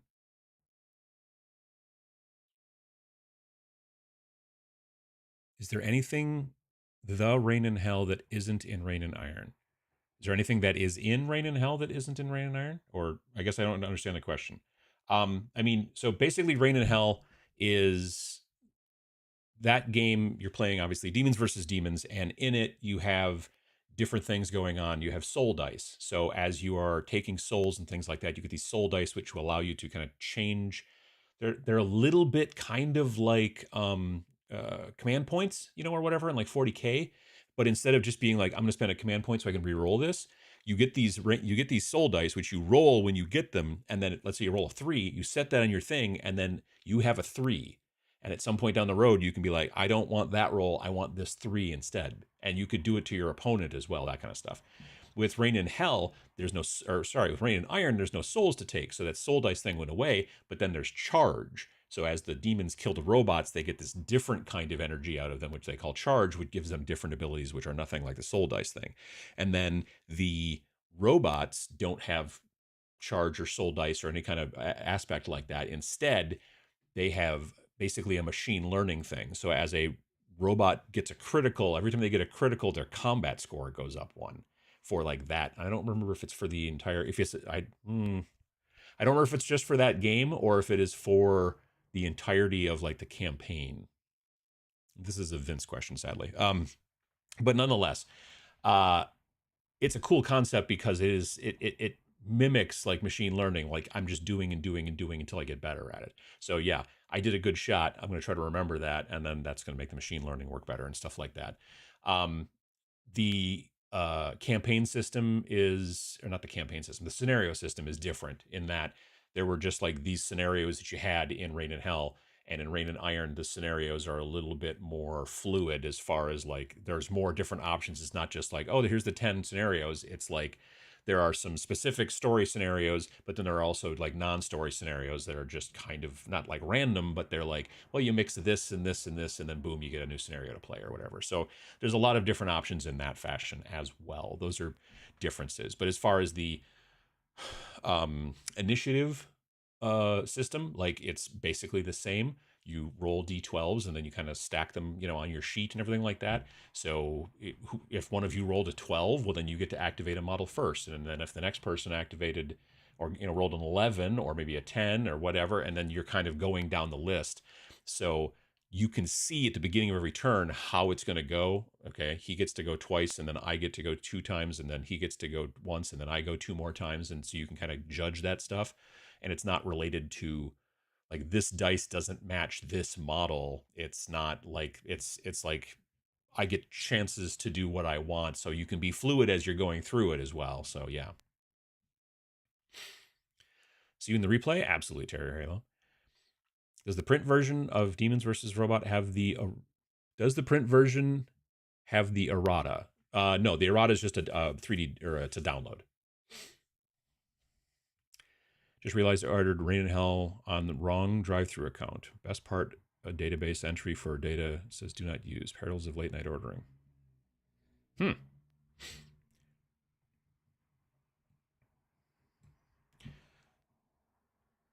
That Gundam tabletop game got rescheduled to 2026. That's what I thought. Red Shirts Games folks run games using EM4 Space Rangers and Steel Warriors minis at every can games. Should we sign up for a game next year? Nice. Demons are normally angry, unless they are Cenobites and they just feel sexy all the time. I mean, maybe they do. Make cyborg demons and possessed robots would be fun. Sure. There's chibi Gundams that fit on 50mm bases. Yeah, I mean, you know.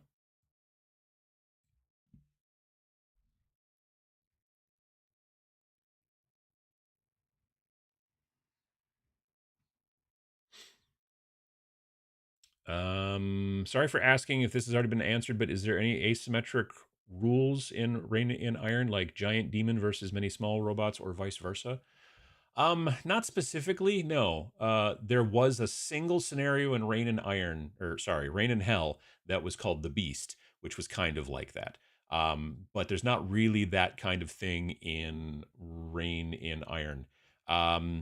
If you're interested in that type of asymmetrical stuff, then I would suggest probably our biggest game, Majestic 13. This one, you have a team of 5 operatives who are usually fighting a big robot, or not a robot, an alien, a big alien, and so that's very asymmetric 5-on-1 type stuff. Um, it's a great game. I love that game.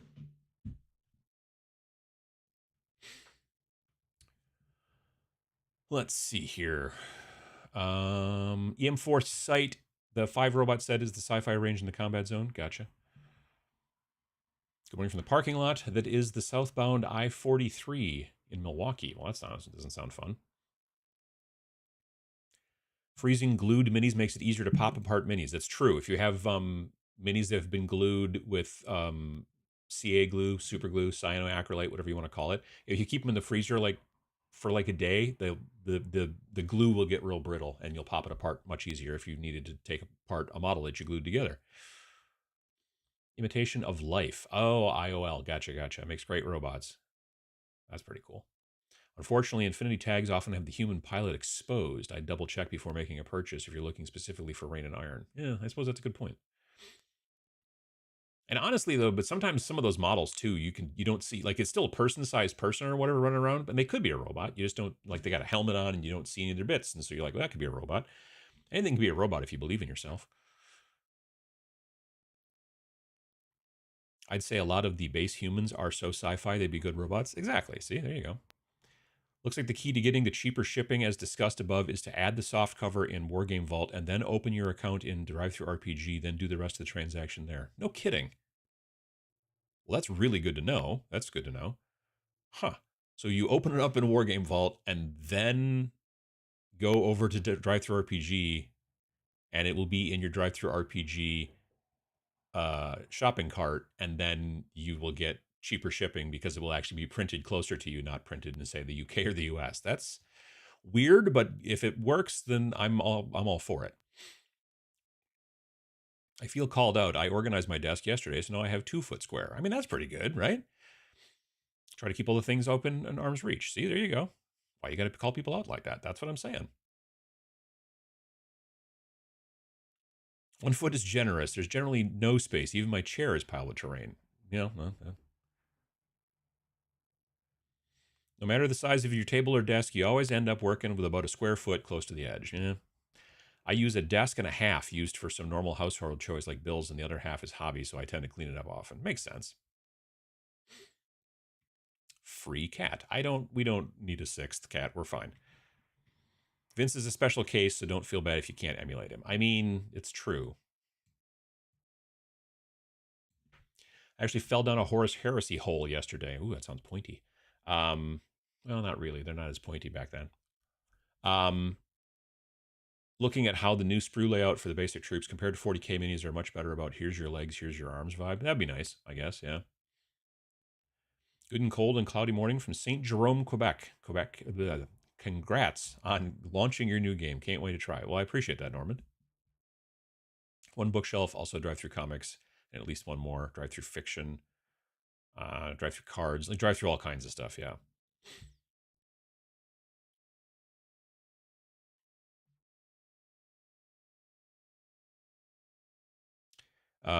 See if you can find some anime or game gashapon. Can recommend some Gundam and Armored Core gashapon. What the heck is a gashapon? I've never even heard that word before. Am I saying that right? Probably not. It's because they're not a big company in terms of personnel. I read that wrong, and they're not actually that good at what they do. They're big as they are because they were first. Yeah, I suppose.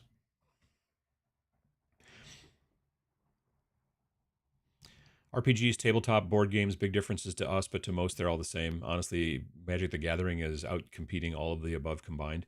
Generally, yes. It is generally.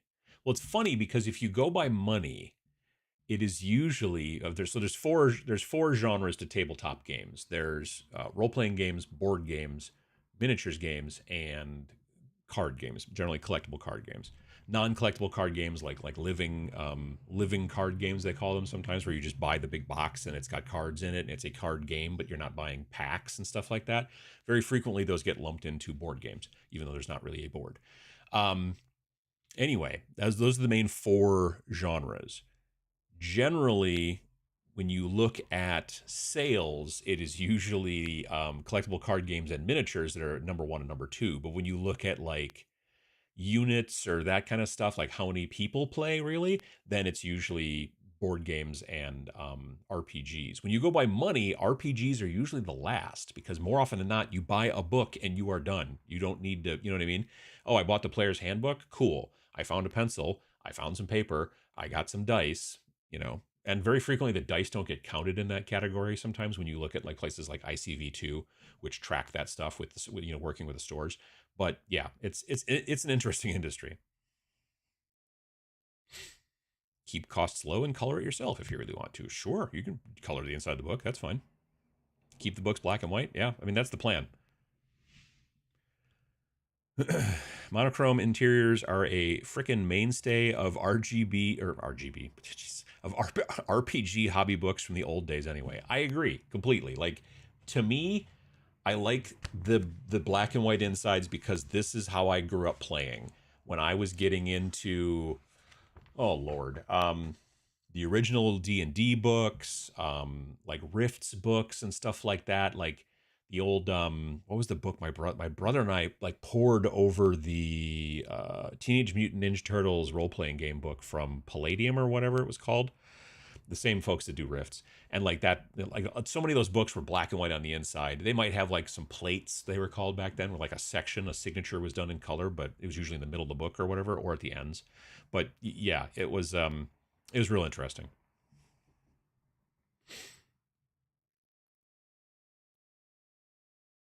Sore after trying to build a garden shed in Scotland. That sounds like a lot of work.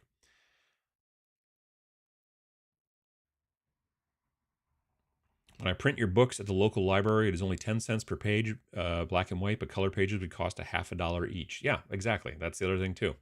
So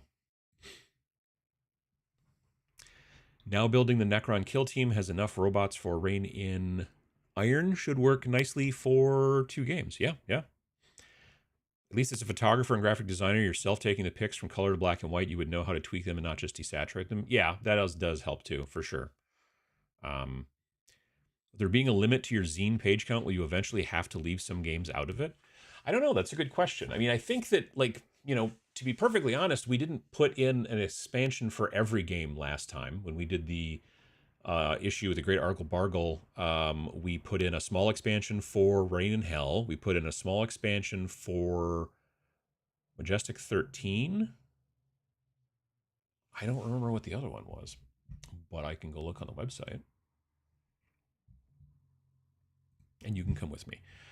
So, yeah, so there was the Great Argle Bargle, there was Rain and Hell, the Broken Door. That's right. There was a Majestic 13 new gear drop, and there was a Death Wizards add on. So there was no Space Station Zero add on. Whereas in the previous book, which was the 2023 version, there was Tanks for the Apocalypse, was the micro game. There was Rain and Hell, the Reckoning, and then there was Space Station Zero, New Discoveries. So in this one, we had two add ons, kind of, plus the main game.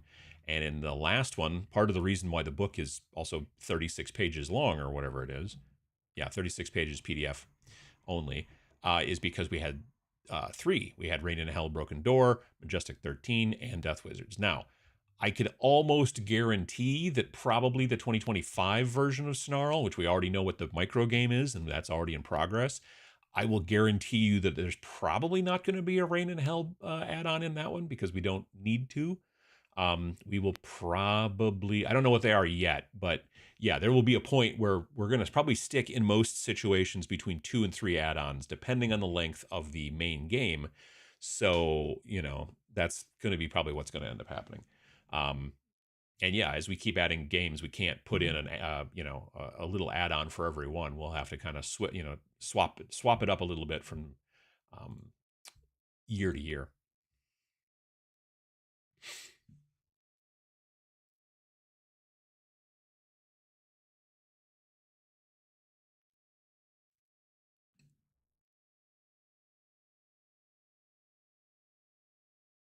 Let's see here. I will be attending Gen Con on the Thursday and would love to meet you in person.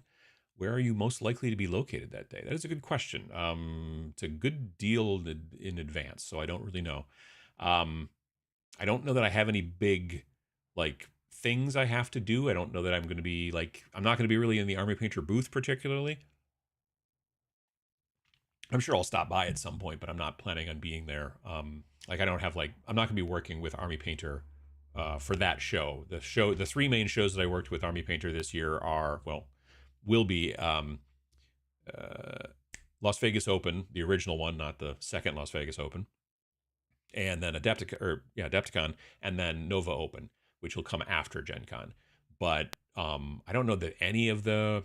I think I might be the only person from the factory team who is going to be at um, Gen Con, but I'm not even going to be there working with those folks. I'm just gonna I'll stop by and say hi for sure. But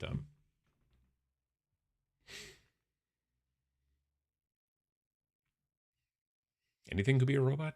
We might be surrounded. I mean, it's true. It's true. You never know. Bill making stuff does bead bots. Bead bots? I'm assuming using building bots out of beads. I'm hoping. I've seen some of his stuff. I haven't seen him recently. I also finally believe that he does have a twin brother. Initially, I thought that he was kidding, but then I did recently see the both of them in a video, and it wasn't like it. It wouldn't be that hard to make use special effects or whatever visual effects to make it look like you're talking to yourself, but it's actually your twin or whatever. But it was like the two of them when they were at a convention. I think it might have been ChillCon in the UK, and they were both there. And I'm like, oh yeah, they are. That's not just it's not just a running joke where they say that they're twins, but they're not. You could actually see them both in the same frame at the same time. So, and again, you could fake it, but it was like handheld moving around. It's much harder to fake it when it's handheld unless you're like an actual Hollywood, fancy lad or whatever. So yeah. Holy cow, I slept late. Hope this isn't a trend. Good morning from the Pocket Dimension. How you doing, JP Got Rockets? Thank you for making these games. I'm going to buy it. Snarling Badger games never disappoint. Well, I appreciate that. Thank you very much. On board, just bought both books at drive-thru. Well, I appreciate that. One of the major plot points of the Battlestar Galactica remake was robots looking exactly like humans. Sorry if that's a spoiler for anybody. It was years and years and years ago. It's true. What is a chair if not a piece of scatter terrain? It's deep. It's very deep. Not sure if the shipping is from a local printer, but it is definitely a bit cheaper. Well, that's good. From what I remember of my last work introduction or my last work induction, it's bad workspace practice to have a reach too far for items you need. 1 foot square keeps things nice and convenient. Unless you're trying to all of a sudden then paint terrain, and now you're like, well, this doesn't fit on my table. That's the problem that I bump into. And also, things that have a tendency to be towards the edge of the table have a tendency to get bumped and then they fall on the floor. And then I either have to back my stool way up so I can bend down and get underneath there, or think smarter, not harder, and buy one of those old person pinchy things. It's like a trigger thing, and there's a long thing, and there's a pinchy thing at the end, and then I can just use that, and then pick up the bottle of paint that and then I don't have to, yeah. I got one of those from like I think Walgreens or something, and it actually like works really well. Like I can bend over, but especially when I'm streaming, then I have to like back up and move back and then get down and try. And if it rolls too far under, it's just a pain in the butt. So the little pinchy thing, makes a lot more sense. Black and white was the standard, still is. Yeah, no, I get you. Those random toy vending machine things with the eggs. Gotcha.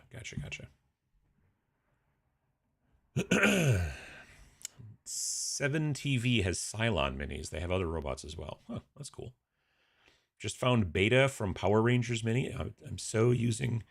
Why am I losing my voice? This is not helpful.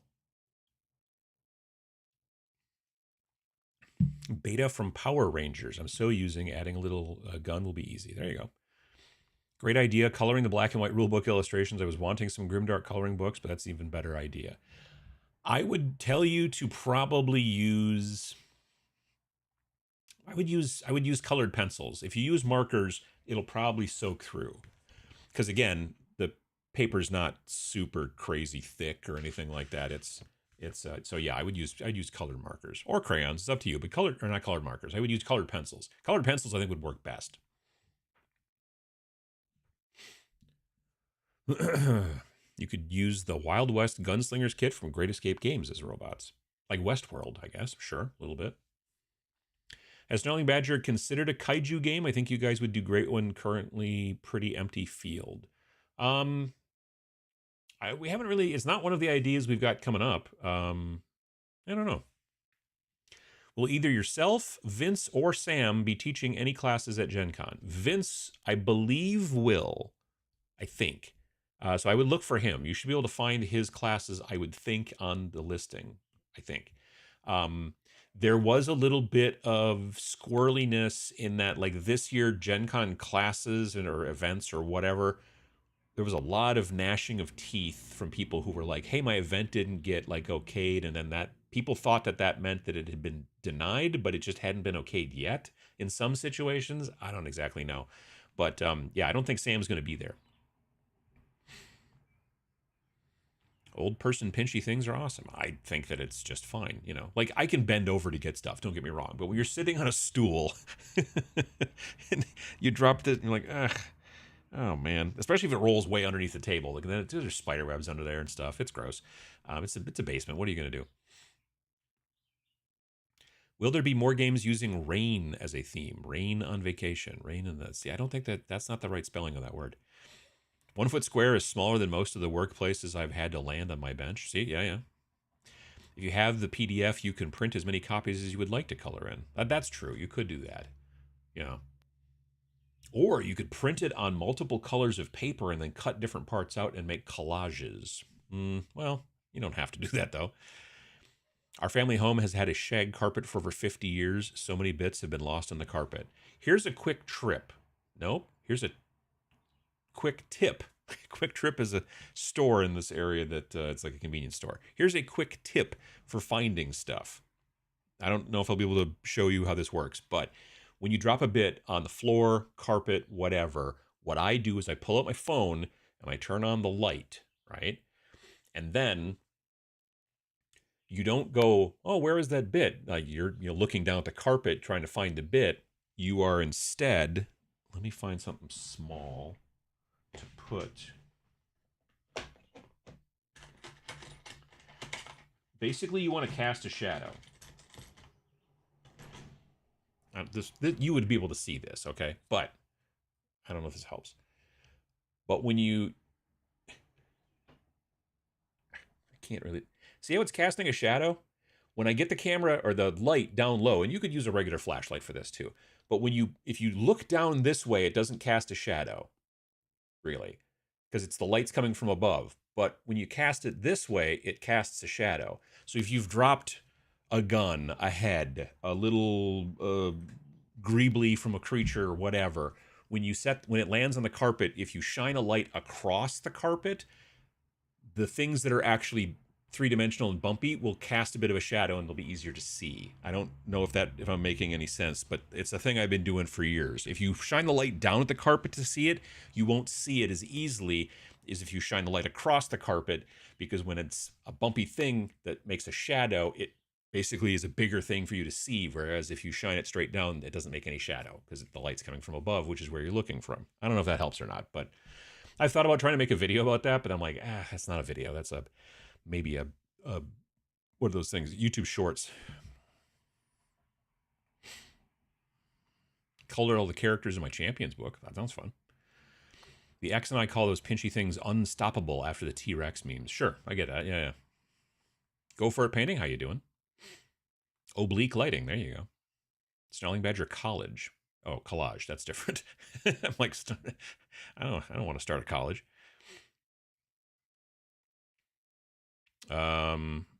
It's a crime scene technique. No kidding. Makes sense. I've never been to a crime scene that I know of. Big hello from Coventry, UK. I've just purchased Space Station Zero and Rain and Iron. Well, that's very nice of you. I appreciate that. Thank you very much, Martin. I hope you enjoy them. I, in theory, can eat pork scratchings, but each last one at my age risks an expensive dentist trip. So I think the moral is to err on the side of ease and or safety in terms of reach and chewing. I see what you're saying. Right. That you can bend over, but maybe it's not necessarily the best idea to do so. I see what you're saying. Yeah. I try to stay relatively mobile. So bending over is, for the most part, at least, and I'm only 53 or whatever, but still, it's fine. It's just that it's faster and more convenient if I just use the pinchy tool to pick up the bottle of paint that I dropped and then not have to, Also, fewer spider webs in my hair, generally. The Slayer endorsed tie-in where the band leads the human fans in an uprising against the robots, Rain and Blood. I get you. I see where you're going with that. Seems like there's a delay with comments. There is. There's always, because there's more comments than I'm able to answer quickly, and sometimes I go off on a tangent, and then there's always a bit of a delay. Save that collage idea for when you and Vince finally publish a Catch the Serial Killer miniature agnostic game. Yeah, I don't know. I mean, I can't think of any games like that other than, and it's the other way around. It's don't get caught by the serial killer. Blacksite Studios makes a game called Don't Look Back. Is that what it's called? I think it's called Don't Look Back. There's another company that's more of a board game company that makes a game called Final Girl, which I think has got sort of the same vibe, maybe. But Don't Look Back is basically, it's like a co-op game. I'm 98% sure. I've never played, but I've got friends that are into it, and there's usually some sort of bad guy, something that's kind of like Jason or kind of like Freddy or kind of like Michael Myers or like a horror movie. And then there's the rest of the people who are all playing different teenagers who are trying to get away from said slasher, serial killer, or whatever. And I'm 98% sure that slasher serial killer model is an AI. It's designed to do certain things and have a rule that it takes. I think.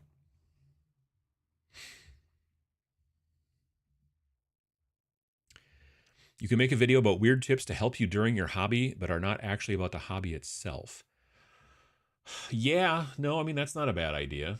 I've already done a video a while back about as how to hobby as you get older kind of situation, and maybe adding some to that would not be a bad idea. I could talk about using the flashlight trick and also using the pinchy thing. I don't know. Could be multiple things in there. Don't Look Back as the slasher movie game, right? Yep. Uncle Adam claiming he's never committed any crimes. Sure. I mean, I've probably sped in my car. Not as much these days, though. Final Girl is awesome. Probably my favorite solo board game. There you go. See, I don't really know anything about it, but I've seen it. Actually, I've started to see it in stores locally. I had seen it at Gen Con multiple times. And there's a woman that I know We were introduced by a mutual friend, um, and we had never met until Gen Con several years back when our mutual friend reached out to both of us and was like, hey, you're both at Gen Con, right? And so why don't you meet and say hi? Because I like both of you and you're cool. And so, and her name is Kato. And she was at the time working at the Final Girl booth, I think, or volunteering or something, or maybe she maybe got a free ticket to go to Gen Con or something like that, working for them. I'm not exactly sure. She doesn't work for that company, I don't think. Anyway, um, but yeah, that was the first time I think I learned about Final Girl. Letter from Whitechapel is about catching a serial killer and is a great game. Letter from White, is that a miniatures game or is it like a board game or something like that? Like I said, I don't think there's a miniatures game about like capturing a serial killer. I mean, honestly, those games are about a lot of killing anyway, and sometimes it is in series. So technically, everybody's kind of a serial killer in some of these games. Depends on how you look at it. Don't Look Back is cool, a bit one note and expensive, to be honest. I don't. I guess I haven't looked at the price. Who do I know that's got? Oh, my friend Matt from Game Four. Well, Milk Can technically, but back when it was the Game Four podcast, Matt and I. Matt was big into Don't Look Back. Bought a bunch of terrain, like the cool, like it was like an old mansion kind of building and stuff like that. So yeah. Grill Miniature Games has reviewed Don't Look Back and has a playthrough or two. Nice. Letters from Whitechapel is a board game classic. Interesting. What made you go back to the Rain and Hell setting? I thought you guys weren't going to make sequels. Happy you did, just interested in the thought process of the decision. It wasn't that we weren't going to make sequels, it was that we were not planning on making expansions per se. Like when we first launched Rain and Hell, people literally in the first day was like, "Oh, that's cool, man. This is neat. I bought it." And I'm like, "Oh, that's great." And they're like, "So when's the first expansion?" And we're like, we that's not what we were planning on doing, and it's still not. We did technically do a small expansion for Rain and Hell to add solo and co-op because we didn't put it in the initial game. And then for the rest of the games, we technically haven't really done expansions per se. We have done little tiny add-ons in, well, okay, not in Space or Space Weirdos, but in the little zine that we do, Snarl, which for some reason I don't have. I must have it down, both of them down in the basement. Wait, do I have it in this drawer? Um, I do. Look at me being an adult putting things away in drawers. Oh my god. So this one here is the 2024 version of Snarl. We put these out in the fall now. We made a 2023 version was the first one. 2024 version was the second one. The first one had a micro game in it called Tanks for the Apocalypse. This one has a micro game in it called The Great Goblin Argle Bargle. And we will be coming out with a Snarl 2025 in November of this year. So you've got a micro game in there, which is a self-contained little fun kind of micro game. Generally not solo or co-op because there's not enough space. It's generally a two-player game or more. Tanks for the Apocalypse was 2 to 10 players, so it was plenty of yeah. Anyway, but in these after the micro game, you do then get some add-ons. So here's a Death Wizards add-on, which is called Fresh Creations, and it literally just adds some new types of minions. There's an Arisen Wolf, a Dread Warrior, a Flaming Horror, and a Night Walker. Those are the 4 new types of minions you can add, and then there's new gear that you can bring into your Majestic 13 game and stuff like that. So I don't really call those expansions per se. They're basically just, a little add-on that gives you another reason to maybe be interested in, buying a copy of Snarl. As far as why we did a sequel in this situation, it was because partially we thought it would be interesting because we felt like there was a little bit more something there to kind of use. I don't want to say there was more story to tell because it's not really about the story, but it's a little bit about the story. It's more about we really wanted to take a look at using that same kind of thing and trying to make it very different in that it is melee versus range, you know what I mean? And that kind of vibe. And again, if you want to play it range versus range or melee versus melee by having demons fight demons or robots fight whatever, that's cool. You can do that. But the idea is that we want to give you the possibility of playing it in that way, so that you can be like, oh, cool, let's see how this works. Um, so yeah, I don't know. It's a cool concept. Like I said, I don't think we're probably going to do sequels that frequently. That's not a thing that we really probably are going to end up doing, but we'll see how it goes. Um,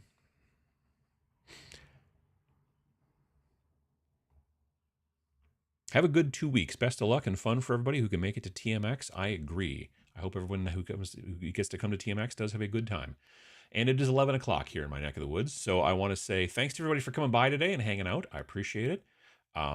If you are interested, you can always go to boop. You can go to snarlingbadger.com, which will bring you to the Snarling Badger Studios website, and then you can click on Rain and Iron, or you can go to raininirongame.com, which is it's in the description, I think. Yeah, and then you'll be able to check out Rain and Iron. There's no cards for this one. We looked at maybe doing cards, but there wasn't really a great reason to do so. We're not going to just sell you cards just to sell you cards. We only want to sell you cards if they're useful. That being said, we did add way down here in the free downloads, there's a thing that's called Scenario and Map Pack. And that Scenario and Map Pack is a free download, but it also is added into if you buy the PDF, it's also automatically in there. But you can, let's say if you bought the book from us directly at TMX or whatever, but you still wanted the Scenario and Map Pack, you could download it free here too, or whatever. Anyway, that has the map for when you play scenarios, and it has all the scenarios. We were thinking about making each of the scenarios a card, but there's like only 10 of them. And I'm like, we're not going to sell you a deck of 10 cards. I mean, the shipping on that's going to be silly. So, yeah. So that's the case. $11 for the PDF, $17 plus shipping for the PDF and printed book. And you can click on these links and go through and get them there. And it's pretty cool. So if you're interested, take a look at that. And I appreciate you folks coming by and hanging out. So have yourselves a good rest of your day in your neck of the woods. And do some hobby if you get the chance.